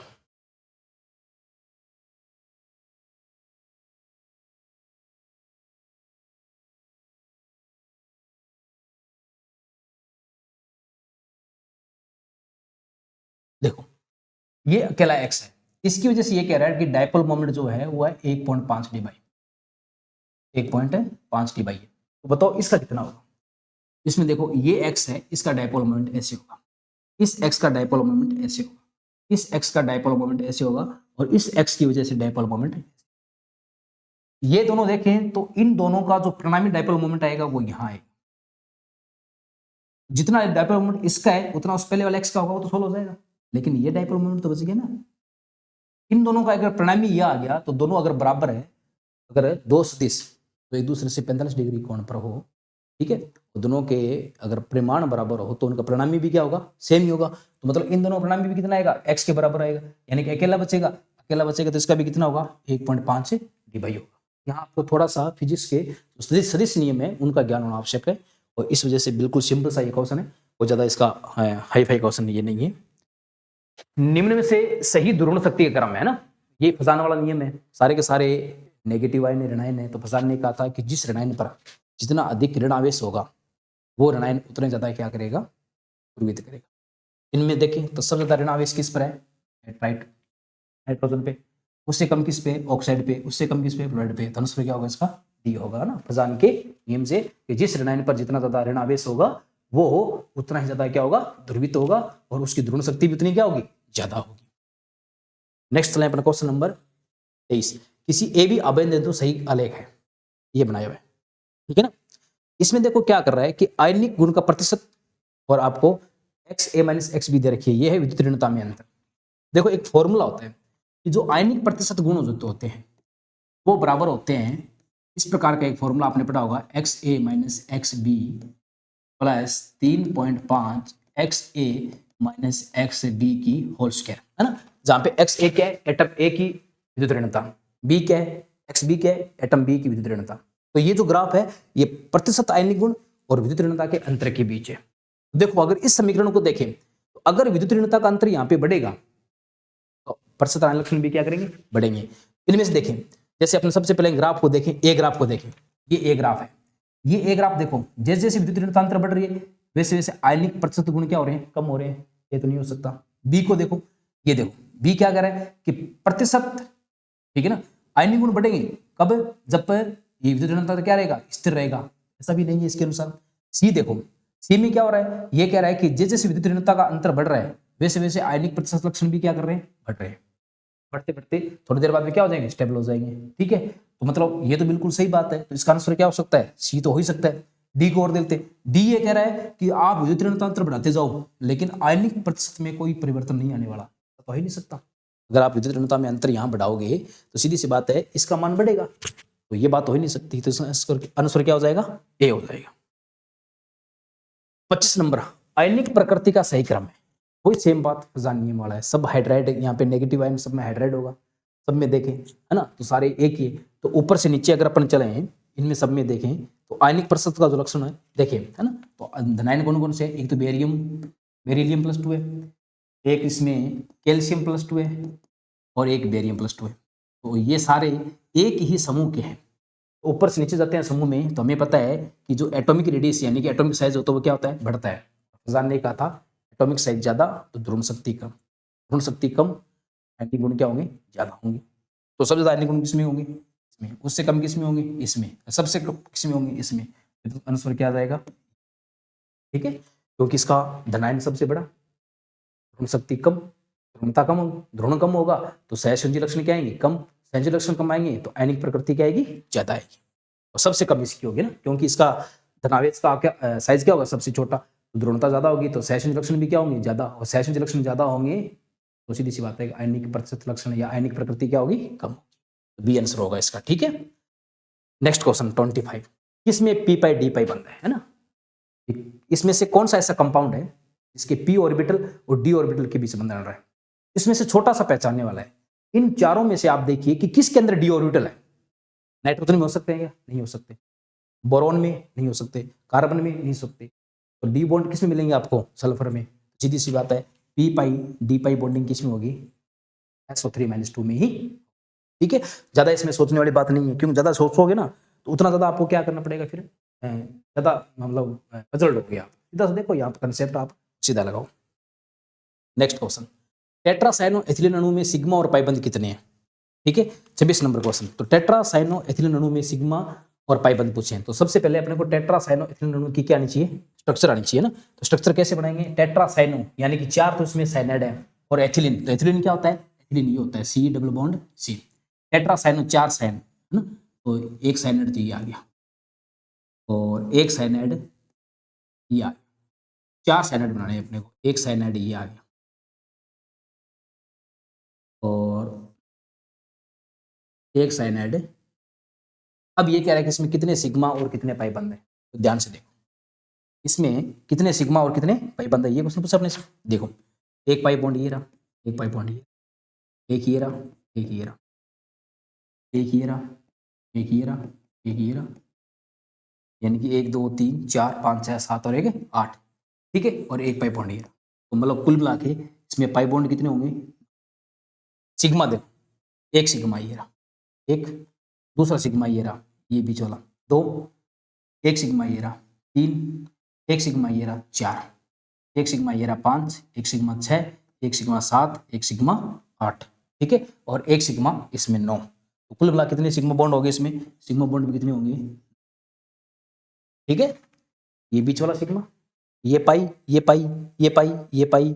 ठीक है, और ये पाई, ये पाई, ये पाई, ये पाई, और एक सिग्मा ये, एक सिग्मा, यानी कि 9 सिग्मा आएंगे और 9 ही क्या आएंगे इसमें, P4O10 में सिग्मा बंध कितने हैं, है ना। तो ये वही आपको कंपाउंड पता होना चाहिए, स्ट्रक्चर क्या है, स्ट्रक्चर पता होगी तभी आप इसके क्या कर पाओगे, सिग्मा बॉन्ड और पाई बॉन्ड गिन पाओगे। ठीक है, तो देखो P4O10 स्ट्रक्चर में बनाऊं तो P4O10 में क्या होता है कि 4 फास्फोरस एटम है P4। ठीक है ना, मैं स्ट्रक्चर वैसे थोड़ी सी इरेगुलर बनाऊंगा। ठीक है, और O10 यानी कि ऑक्सीजन कितने इसमें 10 है। तो सबसे पहले तो आप क्या करो, प्रत्येक फास्फोरस के बीच में एक एक ऑक्सीजन जोड़ दो। ठीक है, ये इस टाइप से ठीक है। और प्रत्येक फास्फोरस में एक एक ऑक्सीजन जो आप है वो कोऑर्डिनेशन बॉन्ड यानी कि उपसहसंयोजी बंध से जोड़ दो। तो कितनी ऑक्सीजन आ गई, 1 2 3 4 5 6 7 और 1 8। अब बच गई 2 ऑक्सीजन, है ना। तो देखो 2 ऑक्सीजन कैसे जोड़ोगे, ये जो फास्फोरस है इन फास्फोरस के बीच भी एक ऑक्सीजन और ये जो दोनों फास्फोरस है ये भी एक ऑक्सीजन से बॉन्ड बनाए। ठीक है। अगर आप ध्यान से देखें तो प्रत्येक फास्फोरस 4 ऑक्सीजन से जुड़ा हुआ है, 1 2 3 और 1 4। यानी कि एक फास्फोरस अगर 4 बॉन्ड बना रहा है, सिग्मा बॉन्ड है ना, तो टोटल फास्फोरस कितने हैं, 4 है। तो 4 इंटू 4 कितने हो गए, 16। यानी कि यहाँ पे टोटल सिग्मा बॉन्ड कितने होंगे। ठीक है। बाकी यार आप आराम से गिन लो से।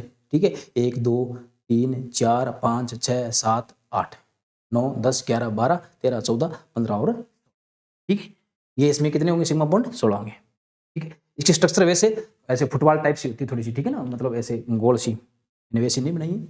BF3 की बंध वियोजन ऊर्जा 646 किलो जूल प्रति मोल है, जबकि CF4 की बंध वियोजन ऊर्जा 515 किलो जूल प्रति मोल है। क्योंकि तो देखो BF3 में यानी कि बोरोन ट्राइफ्लोराइड में क्या होता है कि बोरोन का जो पी कक्षक होता है ये इसके साथ में 2 फ्लोरीन एटम 3 होते हैं ऐसे, है ना। तो बोरोन के जो खाली पी कक्षक है, ठीक है, वो फ्लोरीन के जो पी कक्षक होते हैं उनके साथ बंध बना लेते हैं। बंध बनाने से इनके बीच की बंध दूरी कम हो जाती है। बंध दूरी कम होने से इसकी बंध वियोजन ऊर्जा क्या हो जाती है, ज्यादा होती है। लेकिन CF4 में क्या होता है, ऐसा नहीं हो पाता। CF4 में कार्बन के और हाइड्रोजन के, क्योंकि हाइड्रोजन के कार्बन के और फ्लोरीन के जो है ना पी जो कक्षक है वो आपस में अनन्य क्रिया नहीं कर सकते।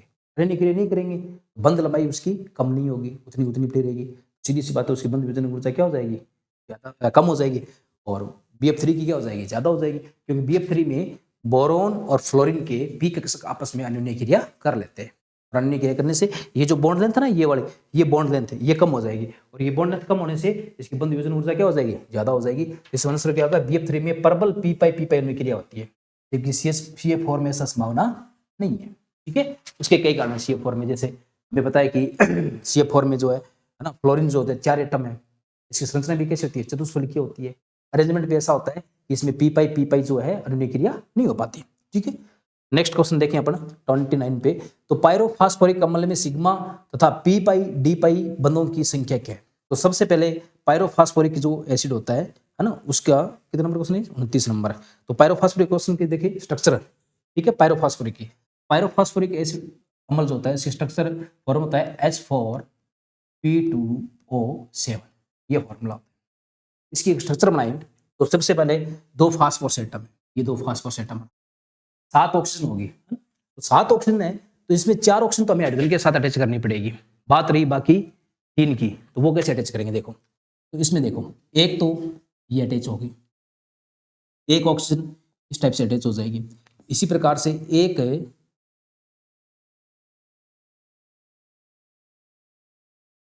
ऑक्सीजन ऐसे अटैच हो जाएगी, एक ऐसे अटैच हो जाएगी, और एक जो ऑक्सीजन है वो इस टाइप से अटैच हो जाएगी। अब हमारे पास देखो 1 2 3 4 ऑक्सीजन अटैच होगी, 4 अटैच होगी। अब मेरे पास 3 ऑक्सीजन बच गई, तो एक ऑक्सीजन तो मैं इन दोनों के बीच जोड़ दूंगा, बाकी रही 2 ऑक्सीजन तो ये डबल बॉन्ड से मैं यहाँ, ठीक है।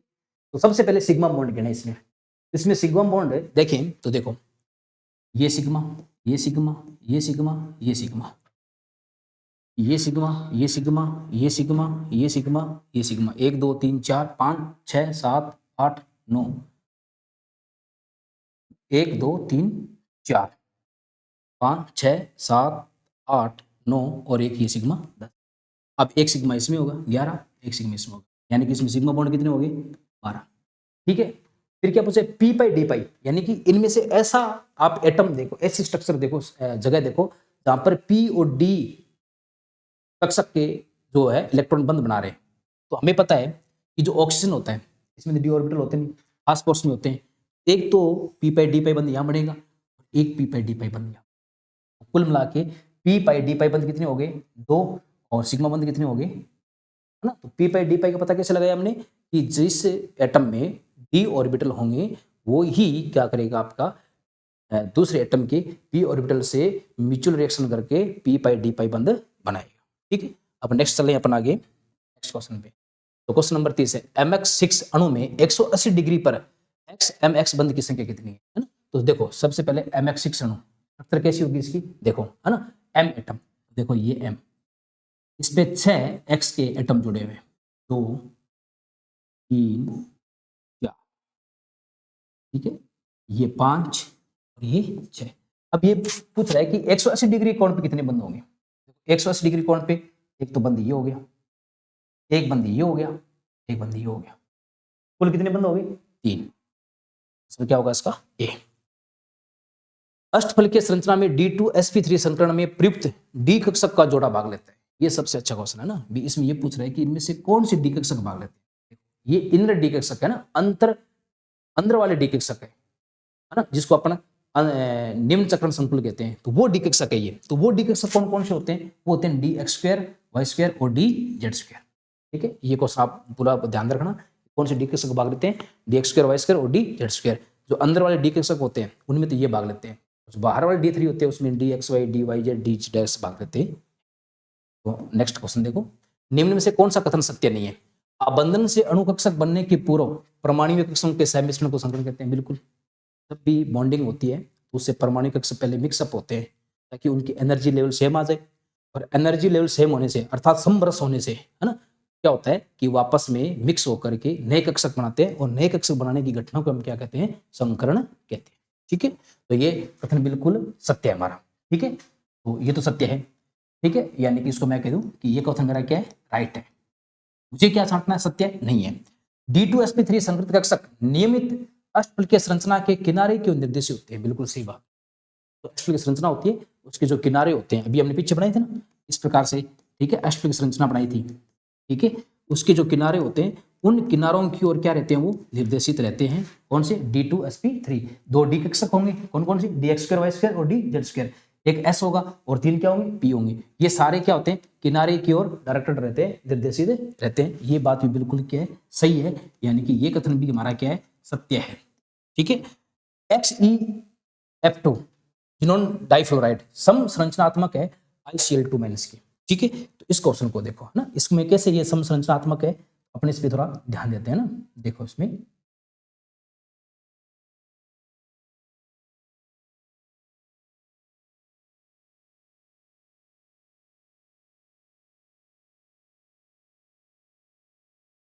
देखो XeF2 इसकी स्ट्रक्चर बनाई तो हमें पता है कि XeF2 इसका मैं सबसे पहले संकरण निकालूं, है ना। देखो सबसे पहले इसमें बॉन्ड पेयर कितने होंगे, इसमें बॉन्ड पेयर होंगे 2, यानी कि 2 बंध बनाएगा। लोन पेयर कितनी होंगे इसकी, इसके जो लोन पेयर होंगे देखो 8 होते हैं इनको, उसमें जिन्होंने के इसमें से 2 बॉन्ड में भाग ले लिए, 6 बच गए, तो लोन पेयर कितने आ गए, इसमें 3 आ गए। ये हो गया इसकी बात करें अपन ICl2 माइनस की, तो देखो आयोडीन के अंतिम कोष में कितने होते हैं, 7, एक इसमें ले रखा, कितने हो गए 8। 8 में से 2 बॉन्ड पेयर बन गए, 2 क्या बन गए अपने बॉन्ड पेयर। ठीक है, और लोन पेयर देखो तो 8 में से 2 चले गए, तो लोन पेयर पीछे कितने बच गए, ठीक। तो सीधी सी बात है, दोनों में बॉन्ड पेयर सेम है, दोनों में लोन पेयर सेम है। इसका संकरण क्या होगा, इसका संकरण देखो ध्यान से, इसका संकरण क्या होगा, XeF2 है ना। संकरण कैसे निकालते हैं, आउटर मोस्ट में कितने इलेक्ट्रॉन होते हैं, 8, जो जुड़े हैं उनको जोड़ो, 2 का भाग दे दो, 8 2 कितने 10, 10 में कितना आएगा 5, तो 5 होगा तो कौन सा आएगा, sp3d। संकरण कौन सा होगा इसमें, sp3d। इसमें भी क्या आएगा, वही सेम बात, 7 और 1 8, 8 और 2 10, यानी कि 5 आएगा, 5 आएगा, तो इसमें भी संकरण कैसे आएगा, sp3d। दोनों के अंदर संकरण सेम है, दोनों के अंदर बॉन्ड पेयर की कंडीशन सेम है, लोन पेयर की कंडीशन सेम है, तो सीधी सी बात फिर भी क्या होंगे, सेम होंगी, स्ट्रक्चर सेम होगी, तो ये दोनों आपस में क्या है, सम संरचनात्मक है।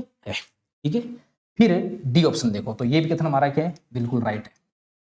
ठीक है, DsP3 संकृत कक्षकों में सभी कक्षक एक दूसरे के अभिलंबुत होते हैं ना, DsP3 में सभी कक्षक एक दूसरे के अभिलंबुत नहीं होते। ठीक है, तो अब कैसे निकालेंगे अपने इसको, अभिलंब नहीं होते, तो देखो अगर DsP3 संकरण देखें, एक डी कक्षक, एक एस कक्षक और 3 क्या होंगे इसमें, पी कक्षक होंगे। इनमें देखो अपन अगर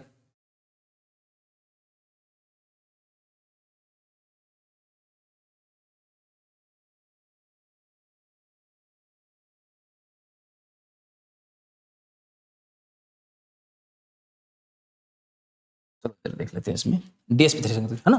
तो DsP3 संकृत के में देखो एक ऐसा कंपाउंड देखो इसमें DsP3 संकृत होता है। हम बात करें PCl5 PCl5 में देखो है ना, इसके संकरण निकालें इसका पहला तो कितना आएगा 5 इलेक्ट्रॉन होते हैं इसके आउटर मोस्ट में, 5 इसके बंद बना रखे हैं तो 5 5 10 यानी कि 5, तो 5 के लिए क्या आएगा वही sp3d या DsP3। तो PCl5 की स्ट्रक्चर कैसी होती है, PCl5 की स्ट्रक्चर ऐसी होती है 2 3 ये चौथा Cl और ये पांचवा Cl। ठीक है, अब इसमें देखो ये जो Cl एटम है ना, ये जो Cl एटम आपस में ये तो होते हैं 120 डिग्री कोण पे, ये 120 डिग्री का, ये 120 का, ये 120 का। ये जो Cl है वो इस Cl के साथ होता है 90 डिग्री कोण पर, ये Cl इस Cl के साथ होता है 90 डिग्री कोण पर। तो सीधी सी बात है कि केवल दो ही 90 डिग्री कोण होते हैं, एक ऊपर वाला Cl जो होता है वो नीचे वाले Cl के साथ 90 डिग्री कोण बनाता है, और एक जो नीचे वाला Cl होता है वो इधर वाले Cl के साथ 90 डिग्री कोण बनाता है। ठीक है ना, बाकी जो त्रिकोण के जो तीनों कोनों पर जो क्लोरीन परमाणु है वो सारे आपस में एक दूसरे से 120 डिग्री के कोण पर होते हैं। तो ये तो कह रहा है कि सभी एक दूसरे के अभिलंबित होते हैं, तो ये कथन क्या है, ये कथन गलत है। तो हमारा आंसर क्या हो जाएगा, यही हो जाएगा। हमसे क्या पूछा है इसने, हमसे ये पूछा है कि आपका इनमें से असत्य कथन कौन सा है, यह सत्य नहीं है। ठीक, नेक्स्ट चलें। जब कार्बन परमाणु में संकरण अवस्था sp3 से sp2 sp परिवर्तित होती है तो संकृत कक्षकों में कोण क्या होता है। देखो sp3 होगा तो संरचना सीधी सी बात है कैसी होगी, चतुष्फलकीय। चतुष्फलकीय होगी तो बंद कोण लगभग कितना आएगा 109 डिग्री 28 मिनट आएगा। जब संकरण sp2 होगा तो बंद कोण लगभग 120 डिग्री आएगा। ठीक है, और जब sp होगा तो बंद कोण लगभग कितना आएगा 180 डिग्री आएगा। तो संकरण अगर sp3 से sp2 sp हो रहा है तो सीधी सी बात है कि संकृत कक्षकों के बीच का जो कोण अर्थात जो बंद कोण है वो क्या करता है, बढ़ता है। इसका आंसर क्या हो जाएगा, बी हो जाएगा। फिर है 34वां क्वेश्चन।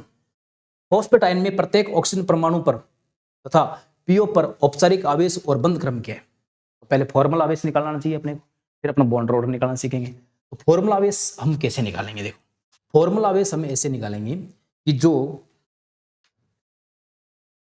कौन सा क्वेश्चन है ये अपना, जिसमें थोड़ा मिस्टेक, हाँ प्रत्येक ऑक्सीजन परमाणु में पूछा अपने। ठीक है, तो देखो प्रत्येक ऑक्सीजन परमाणु कैसे निकालेंगे फॉर्मूला आवेश। तो कितने ऑक्सीजन परमाणु इसमें 4 है ना। तो देखो अगर मैं फॉस्फेट की संरचना देखूं तो फॉस्फेट में 4 ऑक्सीजन परमाणु है, तो मैंने पहले 4 ऑक्सीजन परमाणु रख दिए, 1 2 3 और ये 4। 3 माइनस के 1 2 3 माइनस लगा दिए, एक बच गया तो इसको डबल बॉन्ड कर दो, ये फॉस्फेट आयन की स्ट्रक्चर हो गई।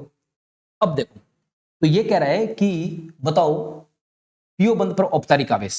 अगर मेरे को औपचारिक आवेश यानी कि फॉर्मल चार्ज निकालना तो कैसे निकालूंगा, तो मैं सबसे पहले देखूंगा मेरे पास कुल चार्ज कितना है। तो मेरे पास कुल चार्ज नेगेटिव चार्ज है वो -3 है। टोटल एटम कितने हैं 4 है, क्योंकि ये जो नेगेटिव चार्ज है ये चारों एटम पे रिवॉल्व हो सकता है। डबल बॉन्ड यहां जाएगा तो यहां जाएगा, तो फॉर्मल चार्ज यानी कि एक पीओ बॉन्ड पे फॉर्मल चार्ज कितना आएगा, एक और इसको डिवाइड करोगे तो आएगा वो -0.75। ये तो आ गया फॉर्मल चार्ज।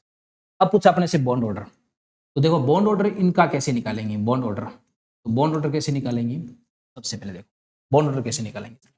तो बॉन्ड ऑर्डर कैसे निकालेंगे, हमें बंद क्रम अगर हम निकालना है तो फॉस्फेट आयन में देखो। ठीक है, तो सबसे पहले अपन देखेंगे फॉस्फेट आयन में टोटल बंद कितने हैं। ये फॉस्फेट आयन कितने बंद है, 1 2 3 4 और 1 5, यानी कि टोटल नंबर ऑफ बॉन्ड है इसमें 5। ठीक है, अब इसकी टोटल रेजोनेटिव स्ट्रक्चर कैसी है, हमें क्या पता कितनी होती है। उसके लिए एक ट्रिक है कि जो फॉस्फेट आयन है उसमें ये जो डिजिट होती है ना यहाँ पर, ये नंबर ऑफ रेजोनेटिव स्ट्रक्चर की होती है। और यहाँ पे कितनी बनेगी इसकी 4। अगर आप 5 को 4 से डिवाइड करोगे तो आपके पास कितना आएगा 1.25, यानी कि इसका आंसर क्या होगा। ठीक है, ऐसे अपने को बॉन्ड ऑर्डर और फॉर्मल चार्ज निकाल सकते हैं। तो फॉर्मल चार्ज निकालने की सीधी सी बात है कि टोटल आपके पास चार्ज कितना है और वो कितने एटम पे डिस्ट्रीब्यूट हो रहा है। तो देखो कितने एटम ऑक्सीजन के यहाँ पे 4 एटम पे डिस्ट्रीब्यूट हो रहा है, तो एक एटम को कितना आएगा -0.75 आएगा। फिर 35वां क्वेश्चन है, अनुनाद के संबंध में सत्य कथन नहीं है। अनुनादी संरचनाओं में अवयवी परमाणुओं को समान स्थिति में होना चाहिए, बिल्कुल सही बात है, क्योंकि जब तक परमाणु समान स्थिति में नहीं होंगे तब तक आपस में उनकी इलेक्ट्रॉन ट्रांसलोकेशन नहीं हो सकता। क्योंकि अगर एटम की स्थिति अलग होगी तो इलेक्ट्रॉन जो है स्थानीयकृत नहीं होगा, इलेक्ट्रॉन स्थानीयकृत नहीं होगा तो अनुनाद नहीं होगा। दूसरा है अनादि संरचना में अवयवी परमाणुओं के चतुर्दिक इलेक्ट्रॉन की स्थिति मात्रा में अंतर होना चाहिए ना। चतुर्दिक का मतलब होता है कि जो एटम है, एटम के जो बॉन्ड बने हुए हैं, पास पास एटम है, उनकी इलेक्ट्रॉन की स्थिति में थोड़ा सा अंतर होना चाहिए, ठीक है ना। जैसे सिंपल सी बात करें अपन, कार्बोनेट की बात करें, जैसे कार्बोनेट ये होता है CO3 - 2 होता है ना, ये माइनस। अब क्या होगा, ये इधर आ जाएगा, ये इधर आ जाएगा, इनकी स्थिति में थोड़ा सा डिफरेंस है। ये चतुर्दिक, चतुर्दिक का मतलब होता है सराउंडिंग, तो अगर थोड़ा सा डिफरेंस होगा तो इजीली इलेक्ट्रॉन क्या करेंगे, स्थानीकृत हो जाएंगे। इजीली स्थानीकृत हो जाएंगे तो अनुनाद हो जाएगा, यानी कि हमारा ये भी कथन क्या है, राइट है, ठीक है। कार्बोनेट की संभावित अनुनाद संरचना 3 है तथा CO बंध क्रम 1.33 है। देखो तो अनुनाद संरचना कैसे निकालेंगे, मैंने आपको बताया था कि आपको कुछ नहीं देखना कि जो ये एटम है यहाँ पे नंबर देखना है, कितने हैं, 3 है, तो 3 ही बनेगी, 3 बन सकती है। कैसे, देखो है ना, देखो ये डबल बॉन्ड है, एक बार आपको यहाँ मिलेगा, एक बार यहाँ मिलेगा, एक बार यहाँ। डबल बॉन्ड अपनी 3 स्थिति रख सकता है। फर्स्ट स्थिति आपकी यहाँ पे रख सकता है, सेकंड कैसे, सेकंड ये डबल बॉन्ड ऐसे भी रह सकता है, थर्ड कैसे, थर्ड ये डबल बॉन्ड ऐसे भी रह सकता है, ठीक है। अब डबल बॉन्ड वापस अपनी जगह पे आ जाएगा, यानी कि मूल स्थिति आ जाएगा, यानी कि डबल बॉन्ड अपनी 1, 2 और 3 स्थिति बना सकता है, 3 स्थिति चेंज कर सकता है। तो सीधी सी बात है, कार्बोनेट की अनुनाद संरचना भी कितनी होगी, 3 होगी। बाकी आपको इतना ध्यान देना ही नहीं, आपको ये ध्यान रखना जितना यहाँ पे डिजिट होगा वही क्या होगी, उसकी रेजोनेटिक स्ट्रक्चर होगी। फिर को रहा है कि बंध क्रम 1.33 है, तो अभी हमने पढ़ा था, टोटल बॉन्ड निकाल लेते हैं, कितने, 1, 2, 3, 4, टोटल बॉन्ड इसमें 4, ठीक है। और रेजोनेटिक स्ट्रक्चर कितनी है इसकी, 3 है, 4 में 3 का भाग देंगे तो कितना आएगा, 1.33 आएगा, यानी कि ये भी ऑप्शन क्या है, राइट, ठीक है। फिर डी, अनुनाद का कारण पाई इलेक्ट्रॉन का स्थलांतरण है, बिल्कुल सही है।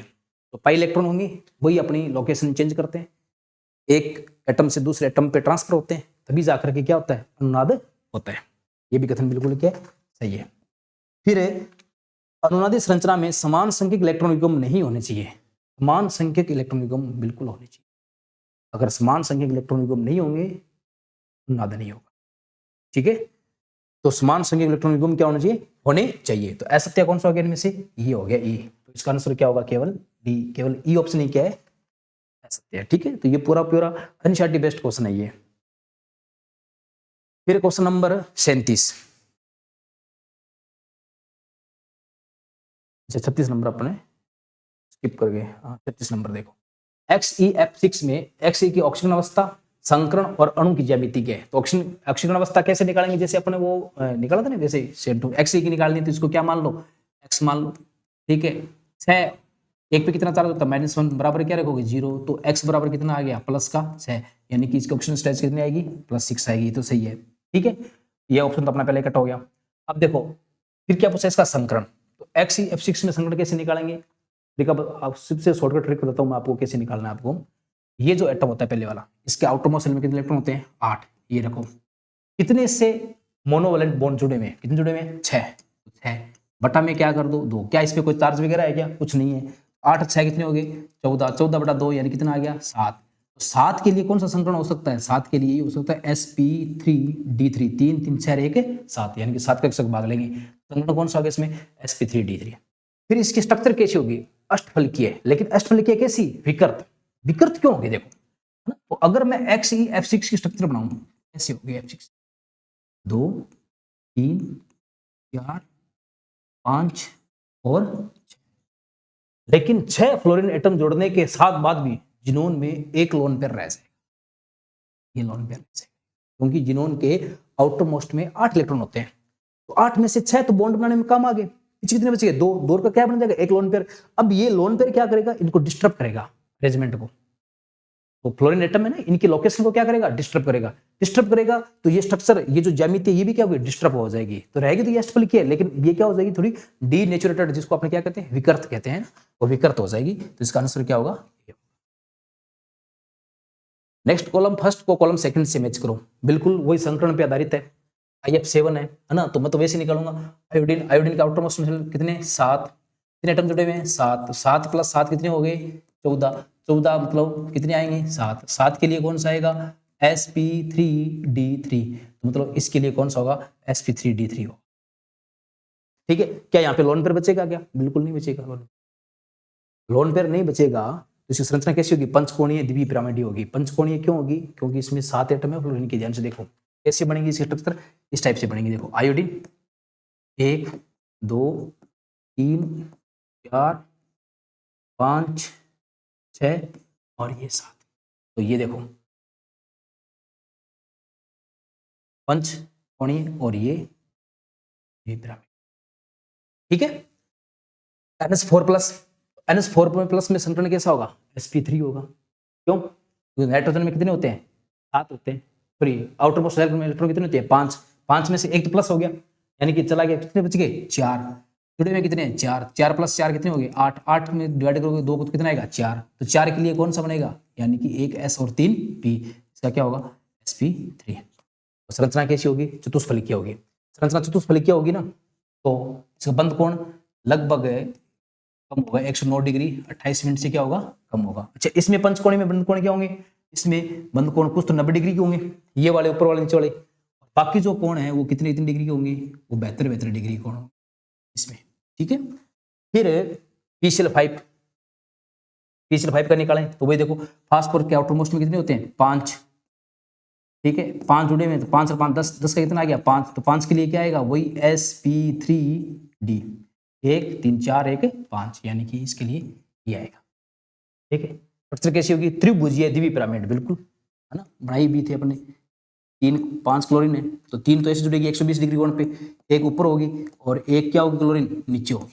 ठीक है, तो ये एक तो त्रिभुज बनेगा इसमें, और ऊपर से ये क्या बनेंगे? 2 पिरामिड बनेंगे, तो त्रिभुजीय द्विपिरामिड बनेंगे। इसमें बंध कोण क्या होगा? 2 बंध कोण तो 90 डिग्री के होंगे, और बाकी बंध कोण कितने डिग्री के होंगे? 120 डिग्री के होंगे। ये 120 डिग्री का, और बाकी कितने डिग्री के होंगे? 90 डिग्री के। फिर बच गया S6। तो S6 के आउटर मोस्ट में कितने इलेक्ट्रॉन? सल्फर के 6। क्लोरीन कितने जुड़े हुए हैं? 6। तो 6 6 12, यानी कितना आएगा? 6। 6 के लिए क्या आएगा? sp3d2। इसके लिए दूसरी कैसी होगी? वर्ग पिरामिडीय, है ना। वर्ग पिरामिडीय क्यों होगी? क्योंकि इसमें एक सल्फर है, 5 6 आपके फ्लोरीन एटम है, तो कैसे जुड़ेंगे ये? ऐसे 1 2 3 4 5 और एक ये 6। तो ये एक वर्ग बन गया, ये ऊपर से ये क्या हो गया? वर्ग पिरामिडीय हो गया। ठीक है, इसमें जो बंध कोण होंगे वो ये ऊपर वाले नीचे वाले 90 डिग्री के होंगे। बाकी आप 360 के 4 पार्ट करके देख लो, कितने हैं? 360 के 4 पार्ट करने पर आपके 90, यानी कि सारे बंध कोण कितने डिग्री होंगे? सबके सब 90 डिग्री के बंध कोण होंगे इसमें। ठीक है, तो ये संकरण पे जितने संभावित क्वेश्चन बन सकते हैं, संरचना सहित कितना बंध कोण होगा, क्या होगा, ये सारा ये क्वेश्चन अपने आप में कवर करता है। फिर next question 38 number, 1 minute 37 number हो गया अपना। 38 नंबर क्या करें? VSEPR के अनुसार सत्य कथन है। VSEPR क्या होता है? वैलेंस शेल, ठीक है, इलेक्ट्रॉन पेयर रिपल्सन थ्योरी। ये क्या कर रहा है? XeO2 की आकृति टी नुमा और संकरण sp3d है। तो पहले पता करते हैं संकरण sp3d है कि नहीं है।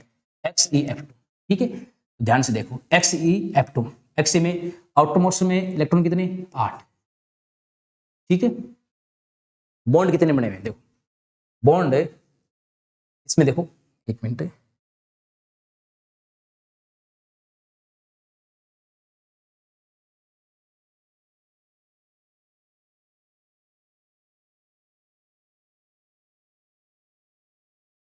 चलो इसको देखो 1 मिनट। देखो XeO2 है ना, इसमें देखो XeO2 में देखिए अपन सबसे पहले तो बॉन्ड पेयर देखो, इसमें कितने बॉन्ड बने हुए? देखो 2 बॉन्ड तो बनेंगे फ्लोरीन के साथ, एक फ्लोरीन और एक इसके साथ ऑक्सीजन के साथ। बॉन्ड पेयर कितनी होगी? 3, है ना। जिनोन के आउटरमोस्ट शेल में इलेक्ट्रॉन कितने होते हैं? 8। 8 में से 2 तो ये कम ले लेगा, 6। 2 के साथ ऑक्सीजन जुड़ जाएगी, इससे कितने बच गए? 4। तो लोन पेयर कितने बच गए? 2। इसके लोन पेयर कितने होंगे? लोन पेयर होंगे 2, यानी कि टोटल इसके 3 + 2 कितने आ गए? 5। कितने आ गए? 5। अगर इसके 3 + 2 5 आ गए, ठीक है ना, तो मतलब है 5 के लिए क्या होगा? sp3d होगा। sp3d होगा, बिल्कुल क्या है? सही है। आप वैसे भी निकाल सकते हो। ठीक है, फिर क्या कह रहा है कि इसकी आकृति टीनुमा होगी क्या? अब आकृति टीनुमा होगी क्या? देखो 3 बॉन्ड पेयर है, 2 लोन पेयर है ना। तो 3 बॉन्ड पेयर है, 2 लोन पेयर है, तो कुछ प्रकार से इसकी आकृति में ऐसे बना सकता हूं। मेरे हिसाब से इसकी आकृति इस टाइप से होनी चाहिए। ये तो है संभावित, यानी कि त्रिकोणीय, ये त्रिकोणीय होगी ये। तो मेरे हिसाब से इसकी जो संभावित आकृति है वो होनी चाहिए त्रिकोणीय द्विपिरामिड, द्विपिरामिडी। लेकिन ऐसा नहीं होता इनमें, और इस पे भी आपको पता है कि लोन पेयर होती है, इनमें रिपल्सन होगा। रिपल्सन होने की वजह से इस जिनोन की जो आकृति है वो इस टाइप से हो जाती है, बिल्कुल ऐसे, यानी कि इसकी आकृति वास्तव में कैसे होती है, टी नुमा हो जाती है। तो जिनोन की आकृति टी नुमा और संगना sp3d है, बिल्कुल सत्य कथन है। ClF3 की आकृति टी नुमा है, निकाल के देख लो। क्लोरीन, क्लोरीन की आउटरमोस्ट इलेक्ट्रॉन कितने, 7, 3 क्लोरीन जुड़े हुए कितने, 7 और 3 10, 10 में 2 का डिवाइड करो कितना आएगा, 5, 5 मतलब sp3d, ठीक है, संकरण होगा। अब आकृति टी नुमा कह रहे हैं, तो देखो इसमें देखो बॉन्ड पेयर कितने ClF3 में, ClF3 की बात करें तो बॉन्ड पेयर कितने होंगे, इसमें 3 होंगे, बी 3 फ्लोरीन एटम ही है तो 3 बनेंगे। लोन पेयर अब देखो, ठीक है, क्लोरीन के आउटरमोस्ट इलेक्ट्रॉन कितने होते हैं, 7, 7 में से 3 ने बंद बना ली, पीछे कितने बचे गए, 4, तो 4 के लोन पेयर कितने बनेंगे, 2। सेम कुछ ऐसी कंडीशन है, ऐसी कंडीशन है तो इसकी भी संभावित आकृति कितनी होनी चाहिए, कैसी होनी चाहिए, त्रिकोणीय द्विपिरामिड होनी चाहिए। लेकिन ये जो 2 लोन पेयर है, इसके जो 2 लोन पेयर होंगे जिसके ऐसे ना, इसमें ऐसे क्लोरीन के ऊपर भी होंगे, वो भी क्या करेंगे, फ्लोरीन की वजह से रिपल करेंगे और रिपल्सन होगा उनके बीच, तो उनकी आकृति चेंज होगी और उनकी आकृति भी कैसी हो जाएगी, टी शेप हो जाएगी। यानी कि ये भी कथन क्या है, सही है। ClO3 की आकृति पिरामिडीय है, ClO3 की आकृति क्या है, पिरामिडीय है, ये देखना पड़ेगा अपने को। तो देखो ClO3, तो क्लोरीन पे एक माइनस आवेश है, तो क्लोरीन पे कितना हो गया टोटल, क्लोरीन पे एक माइनस आवेश है, तो 7 होते हैं, एक हो गया तो कितना हो गया, 8, ठीक है। तो अब 8 इस पे हो गए, 3 ऑक्सीजन जुड़ी हुई है, ठीक है, तो बॉन्ड पेयर 3 हो गए, तो तीनों जुड़ी, तो 8 में से 6 तो जुड़ जाएंगे, क्योंकि एक ऑक्सीजन जुड़ने के लिए 2 इलेक्ट्रॉन काम में लेती है, सीधी सी बात है, 2 काम में लेगी, तो पीछे इसके कितने बचेंगे, पीछे इसके बचेंगे 8 में से 6 से 2, एक लोन पेयर बच गया, वो लोन पेयर क्या करे, इसको रिपल करेगा, तो इसकी आकृति कैसी होनी चाहिए, पिरामिडीय होनी चाहिए, ठीक है। तो इसकी आकृति, एक मिनट इसको क्वेश्चन को मैं मैच कर लेता हूँ 38 को,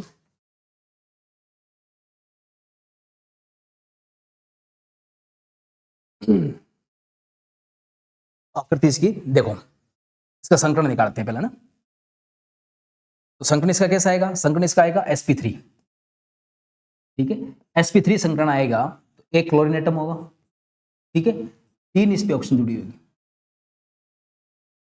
एक इस पे लोन पेयर बचा होगा, ठीक है, एक इस पे क्या होगा, लोन पेयर। तो इसकी आकृति देखो, ऐसे क्लोरीन होगी, 3 ऐसे ऑक्सीजन जुड़ी हुई, एक ऐसे लोन पेयर है, तो इसकी आकृति कैसी होगी, पिरामिड होगी। यानी कि इसकी आकृति जो है इसके साथ में कैसी होने वाली है, पिरामिडीय होने वाली है। तो ये कथन भी बिल्कुल आपका क्या सही है, ठीक है। और बंद कोण इसका क्या होगा, बंद कोण 109 डिग्री 28 मिनट से क्या होगा, कम होगा, ठीक है ना, क्योंकि sp3 संकरण होता है तो संभावित आकृति होती है चतुष्फलकीय, वो तो हो नहीं सकती क्योंकि लोन पेयर आ गया, तो लोन पेयर क्या करेगा, आकृति को डिस्टर्ब करेगा, तो आकृति पिरामिडीय रहेगी, लेकिन बंद कोण क्या हो जाएगा, 109 डिग्री 28 आर्क मिनट से कम हो जाएगा, ठीक है। फिर N2O I3 minus N3 minus सभी रेखीय, बिल्कुल सही बात है, सभी क्या रेखीय। N2O देखें तो N2O की स्ट्रक्चर कैसी होती है, N triple bond N double bond O, ये रेखीय होगा, ये तो इसकी है। अगर मैं इसके आयनिक बनाऊं तो देखो N डबल बॉन्ड है, ठीक है, ये प्लस और ये माइनस, तो ये कैसी होती है, रेखीय। आयोडीन की बनाई तो आयोडीन की आकृति कुछ ऐसी होती है, आयोडीन पे एक माइनस है ना, आयोडीन पे देखो क्या होता है कि 3 आयोडीन ऐसे रेखीय क्रम में होते हैं, ठीक है, और सब आयोडीन पे लोन पेयर होते हैं 3-3।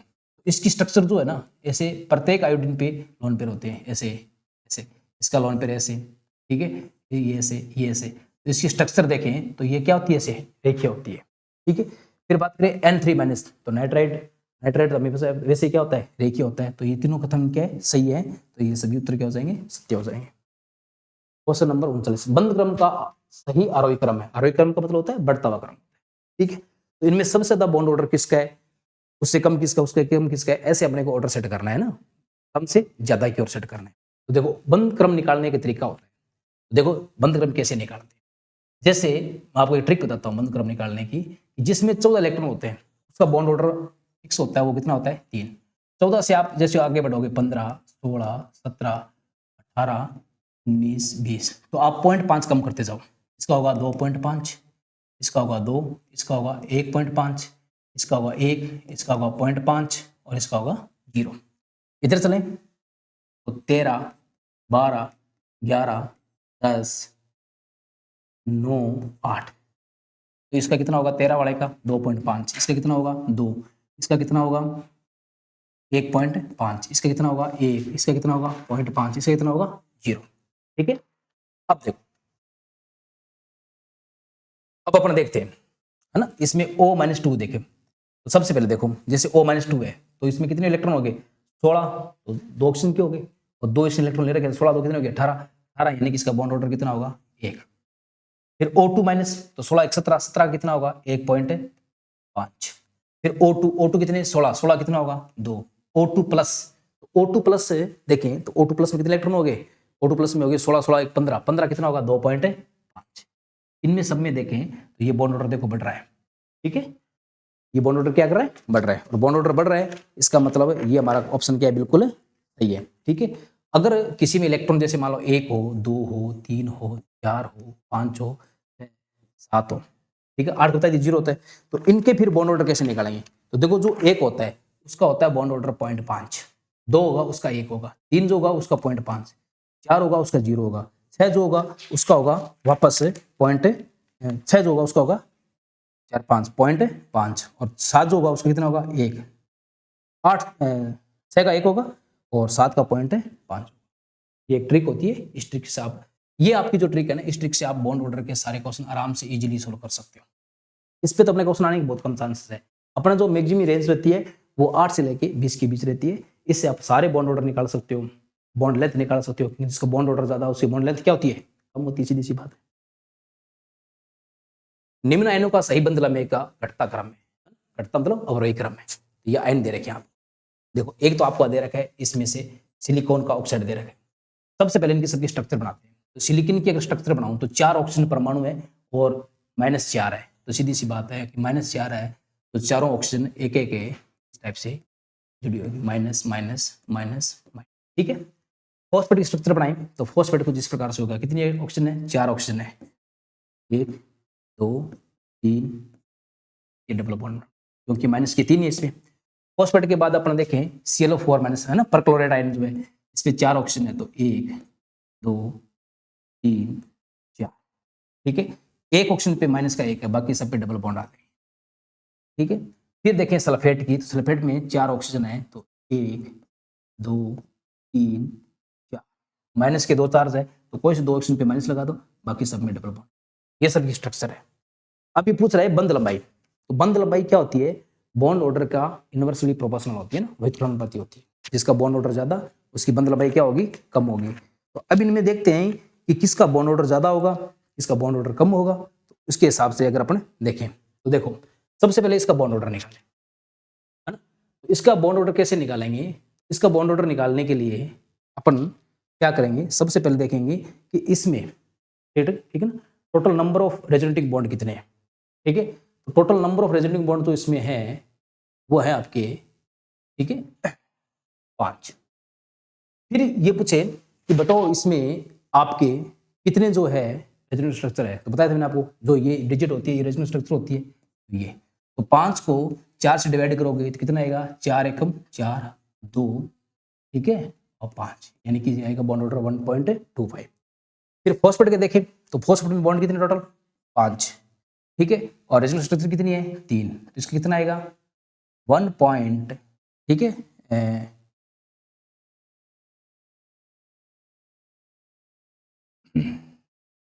5/3 से ना, तो 3 6 1.6 ऐसे फिर 6 आ जाएगा। ठीक है, फिर देखें अपने परक्लोरेट में, इसमें टोटल बॉन्ड कितने हैं 2 4 2 6 1 7, ठीक है, और टोटल रेजोनेंस स्ट्रक्चर कितनी होगी इसकी भी 4, तो इसका बॉन्ड ऑर्डर कितना आएगा, इसका आएगा 1.7 है ना और 5।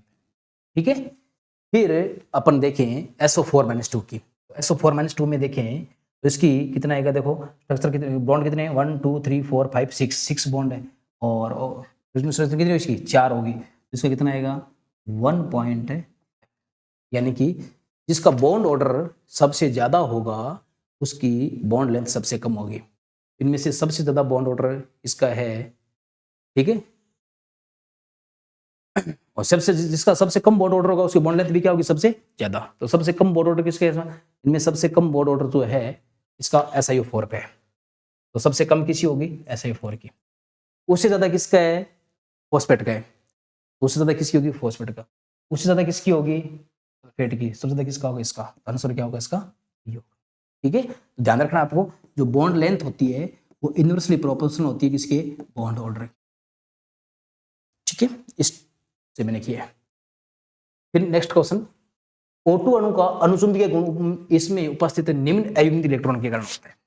इसमें देखो क्या होता है कि अगर अपन O2 अणु का MOT के अनुसार इलेक्ट्रॉनिक कॉन्फ़िगरेशन लिखें तो क्या होगा। O2 अणु के अंदर इलेक्ट्रॉन कितने होंगे, 16। तो उसके लिए लिखें तो क्या होगा, ठीक है, तो sigma 1s2, sigma star 1s2, ठीक है, उसको चाहे कैसे लिख दो। फिर सिग्मा 2s2, फिर सिग्मा स्टार 2s2, फिर सिग्मा 2p(z²), फिर पाई 2p(x²) और पाई 2p(y²), है ना। कितने हो गए इसमें, देखो 2 2 4 2 6 2 8 2 10 2 12 2 14, ठीक है। फिर उसके बाद में विपरीत बंदी आ जाएंगे, यानी कि पाई स्टार 2px1 बराबर पाई स्टार 2py1, ठीक है। तो अब ये कह रहा है कि अनुचुंबकीय, अनुचुंबकीय कब होता है, जब अयुग्मित इलेक्ट्रॉन होते हैं। तो इनमें से किस में अयुग्मित है, देखो इन सब में, इसमें युग्मित है, इसमें युग्मित है, इसमें युग्मित है, इसमें युग्मित है, इसमें युग्मित है, इसमें युग्मित है। अयुग्मित किस में, इसमें केवल एक इसमें और एक इसमें।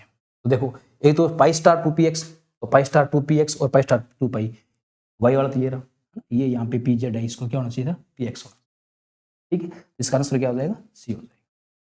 नेक्स्ट क्वेश्चन देखें अपन, एस के कथन हटिए। NO3 माइनस में NO बंध का आबंध प्राचल 1.33 है, बॉन्ड ऑर्डर 1.33 है क्या, देख लो, ठीक है, ठीक है। इसका कैसे स्ट्रक्चर होगी, नाइट्रोजन 3 ऑक्सीजन है, 1 2 3, ठीक है, माइनस का 1 है तो बाकी सब पे क्या हो जाएगा, डबल बॉन्ड हो जाएगा, सीधी सी बात है, ठीक है। तो टोटल बॉन्ड कितने हो गए, 1 2 3 4 1 5 बॉन्ड हो गए। तो टोटल बॉन्ड कितने हो गए इसमें, NO3 4 हो गए, 4/3 करोगे, ठीक है, 4/3 करोगे, NO बंध का पूछे ना, तो 4/3 करोगे कितना आएगा, 1.33 आएगा, बिल्कुल सही। तब पर क्लोरेटाइन, पर क्लोरेटाइन कौन सा, वही Cl4 माइनस जो अभी हमने निकाला था 7/4, इसका बॉन्ड ऑर्डर कितना आएगा, 1.75 आएगा। ये कथन क्या है, सत्य है। NO से N2O प्लस है ना, ये इसमें N2 प्लस नहीं, ये मैंने NO प्लस बताया था। में आबंध क्रम बढ़ रहा है तब चुंबकीय व्यवहार परिवर्तित हो रहा है, ठीक है। देखो यहाँ पे बॉन्ड ऑर्डर NO, इसमें इलेक्ट्रॉन कितने हैं, इसमें देखो 7 इसके 6 इसके, 7 और 6 कितने हो गए, सॉरी 5 इसके 7 इसके और 8 इसके, 7 और 8 कितने हो गए, 15। तो 15 इलेक्ट्रॉन के लिए बॉन्ड ऑर्डर कितना होगा, 15 के लिए अपने बात की कितना होगा, 2.5, ठीक है। और इसमें देखो NO प्लस में कितने इलेक्ट्रॉन होंगे, देखो 7 इसके और 7 इसके 14, तो 14 के लिए बॉन्ड ऑर्डर कितना आएगा, 3। देखो देखो ये ऋणात्मक मान आ रहा है, इसका मतलब यहाँ अयुग्मित इलेक्ट्रॉन, और ये ऋणात्मक मान नहीं आ रहा, इसका मतलब ये अयुग्मित इलेक्ट्रॉन यहाँ पे नहीं है, तो ये अनुचुंबकीय है। ये कैसा है, अनुचुंबकीय, और ये कैसा है, प्रतिचुंबकीय। तो सीधी सी बात है कि जब ये इसमें बदल रहा है बॉन्ड ऑर्डर तो बढ़ रहा है, 2.5 से कितना हो रहा है, 3 हो रहा है, क्योंकि इसमें कितने हैं, देखो 7 इसके में 7 और ऑक्सीजन O पे प्लस आ रखा है, 8 होना चाहिए, 1 कट गया, 7 और 7 कितने, 14, तो 14 के लिए बॉन्ड ऑर्डर कितना होता है, 3 होता है। तो बॉन्ड ऑर्डर बढ़ रहा है, बिल्कुल बढ़ रहा है। चुंबकीय व्यवहार परिवर्तित होता है, बिल्कुल हो रहा है। यहाँ पे अनुचुंबकीय और ये कैसा है, प्रतिचुंबकीय। अब हमें कैसे पता चला अनुचुंबकीय है प्रतिचुंबकीय, तो देखो जब भी बॉन्ड ऑर्डर ऋणात्मक मान में आता है तो अनुचुंबकीय होता है, तो भी अणु है, और जब बॉन्ड ऑर्डर पूर्ण मान में आता है तो प्रतिचुंबकीय होता है। सिग्मा स्टार एस कक्षक में एक नोडल होता है, बिल्कुल सही बात है। ये सिग्मा स्टार एस कक्षक कब बनता है कि जब दो एस कक्षक ना एक दूसरे से घटाव करते हैं, ठीक है ना, ये इसका नाभिक, ये इधर इलेक्ट्रॉन नंबर इसका, ये इन दोनों में जब घटाव होगा तो इनमें घटाव होने से ही क्या बनेगा, एक सिग्मा स्टार विपरीत कक्षक बनेगा, तो उसमें नोडल तल क्या होगा, ये एक ही होगा, बिल्कुल सत्य बात है ये, ठीक है, ठीक है ना। ये अगर आपसे पूछ ले कि पाई स्टार 2p में नोडल तल कितने होंगे, 2 होंगे, क्योंकि पाई स्टार में 2 पी कक्षक क्या करेंगे, आपस में घटेंगे तो एक नोडल तल यहाँ बनेगा, एक 2 नोडल तल होंगे, ठीक है। फिर चौथा क्वेश्चन, O2 प्लस से O2 प्लस 2 में इलेक्ट्रॉन त्यागा गया जो इलेक्ट्रॉन है वो बंदी कक्षक से संबंधित है। तो ये अपने को देखो इसमें पीछे वाले क्वेश्चन अपन देख सकते हैं। O2 प्लस में O2 प्लस मतलब कितने इलेक्ट्रॉन 16 होना चाहिए थे, 16 में से एक गया, कितने हो गए 15। तो देखो इसमें 15 कहां पे आएंगे, यहां तक आएगा, यानी कि ये नहीं रहेगा, ठीक है 15। अब ये कह रहा है कि O2 प्लस से O2 प्लस 2 बन रहा है, तो प्लस 2 बन रहा है तो इलेक्ट्रॉन सबसे पहले कौन सा जाएगा, ये तो जाएगा। ये कह रहा है कि जो इलेक्ट्रॉन जा रहा है, ठीक है, वो इलेक्ट्रॉन बंदी पाई कक्षक से संबंधित है, नहीं ये बंदी पाई कक्षक से नहीं है, ये देखो ध्यान से, ये पाई स्टार से यानी कि विपरीत बंदी से संबंधित है। तो मतलब ये कथन क्या हो गया, रॉन्ग हो गया। फिर एमओटी के अनुसार N2 प्लस का इलेक्ट्रॉन विन्यास sigma 1s2 sigma star 1s2 sigma 2s2 sigma star 2s2 पाई 2p4 है ना। पाई 2p4 मतलब इसने पाई के दोनों कक्षक लिख दिए, पाई 2px और पाई 2py दोनों साथ करके लिख दिए, और सिग्मा 2p1 है, बिल्कुल सही है एमओटी के अनुसार ये। तो इसमें से एस कथन कौन सा है, केवल फोर्थ है ना, आंसर हो गया इसका। फिर नेक्स्ट क्वेश्चन जो है 43, निम्न में से किस समुच्चय का शून्य द्विध्रुव आघूर्ण है। शून्य वही इसके लिए आकृति सम्मित होगी, वो सारे जीरो डाइपोल मोमेंट के होंगे। बोरोन ट्राइफ्लोराइड बिल्कुल जीरो होगा, बना के देखा था हमने ऐसे, ठीक है। इसका डाइपोल मोमेंट इस साइड में होगा, इसका इस साइड में होगा, इसका इस साइड में होगा, इन दोनों रिजल्टेड ये आएगा, तो ये आपस में कैंसिल कर देंगे, यानी कि ये जीरो होगा। बेरिलियम डाइफ्लोराइड यानी कि BeF2, एक फ्लोरीन ऐसे एक फ्लोरीन ऐसे, इसका ऐसे होगा, इसका ऐसे होगा, दोनों जीरो कर देंगे, इसका भी जीरो होगा। कार्बन डाइऑक्साइड बिल्कुल, कार्बन डाइऑक्साइड कैसा होता है, ऐसा होता है, ठीक है। इसका डाइपोल मोमेंट इस साइड होगा, इसका इस साइड होगा, दोनों कैंसिल कर देंगे, तो ये भी क्या होगा, जीरो। 1,4 डाइक्लोरोबेंजीन, 1,4 डाइक्लोरोबेंजीन कैसे बनेगी, ये बेंजीन है, ठीक है, ये बेंजीन है। तो 1 पे क्लोरीन, 1 2 3 4 और ये क्लोरीन, इसका डाइपोल मोमेंट ऐसे होगा, इसका ऐसे होगा, दोनों आपस में क्या कर देंगे, कैंसिल कर देंगे, यानी कि इसका भी क्या होगा, जीरो होगा। यानी कि इसमें से पहला ऑप्शन ऐसा है कि जिसका क्या होगा, जीरो होगा।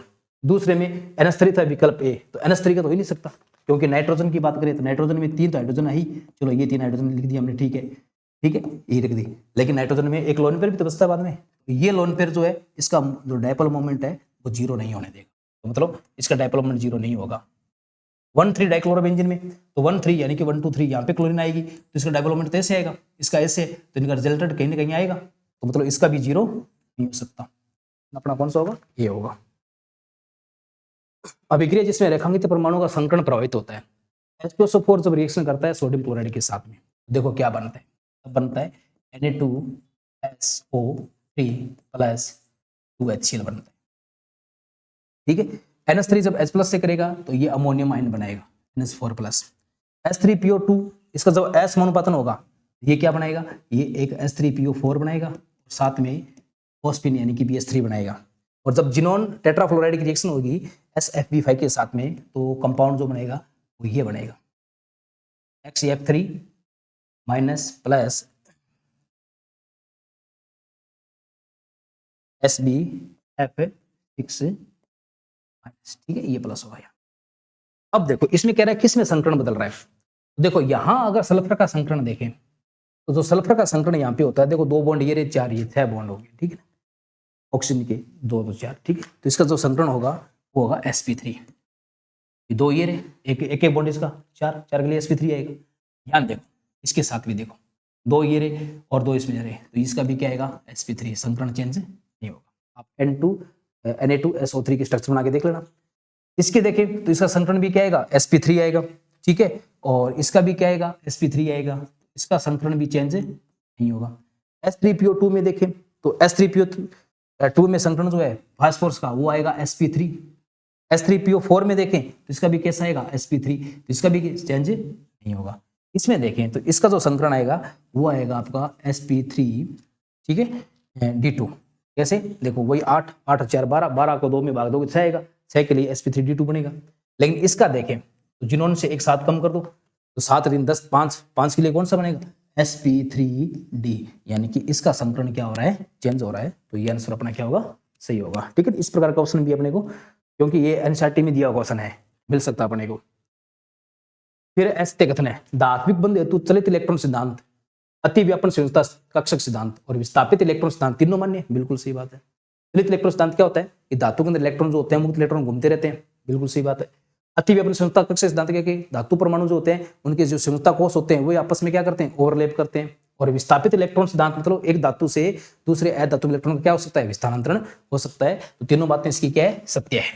दूसरा NH3 का क्वथनांक pH3 से अधिक है हाइड्रोजन बंध के कारण। बिल्कुल, नाइट्रोजन जो है फास्फोरस से ज्यादा मोर इलेक्ट्रिक एलिमेंट है, इसलिए ये हाइड्रोजन बंध बना लेती है, इसलिए इसका क्वथनांक क्या होता है, pH3 से ज्यादा होता है। HF2- HFS2O NH3 हाइड्रोजन बंध का क्रम है। देखो हाइड्रोजन बंध डिपेंड करता है इलेक्ट्रोनेगेटिविटी पे, जहां जितने ज्यादा इलेक्ट्रोनेगेटिव एलिमेंट होंगे वहां उतनी ज्यादा क्या होगी, हाइड्रोजन बॉन्डिंग होने की संभावना होगी। तो यहाँ देखो 2 इलेक्ट्रोनेगेटिव एलिमेंट है फ्लोरीन के, यहाँ एक ही है, यहाँ ऑक्सीजन का है, लेकिन ऑक्सीजन की हमें पता है इलेक्ट्रोनेगेटिव फ्लोरीन से क्या होती है, कम होती है, और यहाँ नाइट्रोजन है। तो यहाँ 2 है तो इसकी हाइड्रोजन बॉन्डिंग ज्यादा होगी, इसकी इससे कम होगी, और इसकी इससे कम होगी, और इसकी क्या होगी, इससे कम होगी। ठीक है, तो ये भी बात बिल्कुल सही है। तो था ये क्या करे कि ये जो आपको दे रखा है ना, कार्बोक्सिलिक अम्ल का बेंजीन साल्ट दे रखा है की तुलना में ये जो है इसका क्वथनांक क्या है, निम्न है, इसका कम है। नहीं, देखो इसमें क्या होगा, इसमें एक ही अणु के बीच बॉन्डिंग हो सकती है, लेकिन ये क्या करेगा, ये दूसरे अणु के साथ ये वाला बॉन्डिंग करेगा, और ये अगर दूसरे अणु के साथ बॉन्डिंग करेगा तो इसमें अंतराणविक बॉन्डिंग होगी। और आपको पता है कि अंतराणविक बॉन्डिंग होगी तो इंटरकनेक्टेड एक नेट बनेगा, इंटरकनेक्टेड नेट बनेगा तो सीधी सी बात है इसकी पैकिंग क्या होगी, ज्यादा होगी, और पैकिंग ज्यादा होगी, हाइड्रोजन बॉन्डिंग इसकी क्या होगी, ज्यादा, हाइड्रोजन बॉन्डिंग ज्यादा होगी, तो इसका क्वथनांक क्या होगा, इसकी कंपेयर में ज्यादा होना चाहिए, लेकिन ये कह रहा है इसका कम है, ऐसा नहीं होना चाहिए। इसमें क्यों ज्यादा होगा, क्योंकि इसमें क्या होगा, इसमें अंतर आणविक H बॉन्डिंग होगी, और अंतर आणविक H बॉन्डिंग होने की वजह से इसमें क्या होगा, ज्यादा होगा, इसलिए इसका बॉइलिंग पॉइंट ज्यादा होना चाहिए इसकी कंपेयर में। लेकिन ऑप्शन कह रहा है इसका ज्यादा है इसका कम है, जो कि क्या गलत है। तो इसमें सत्य कथन कौन सा हो गया अपना, डी हो गया। बाकी सारे अपने क्या हो गए, ये सारे राइट है, असत्य डी है ना, तो अपना आंसर कौन सा हो गया, आंसर अपना हो गया डी हो गया। ठीक है, तो ये अपने केमिस्ट्री के 45 क्वेश्चन थे जो हर एक टॉपिक को टच कर रहे थे। अपने हर क्वेश्चन को बड़ी अच्छी तरीके से समझाने का प्रयास किया। फिर भी अगर किसी को कोई प्रॉब्लम हो तो आप हमारे यहाँ पे जो चैनल है सूरतगढ़ में, यहाँ आके आप मिल सकते हो, अपनी प्रॉब्लम अपनी क्वेरी जो भी है वो हमारे से सोल्व करवा सकते हो। ठीक, इसी के साथ आज का अपना ये सेशन कंप्लीट हुआ। थैंक यू, जय हिंद, जय भारत।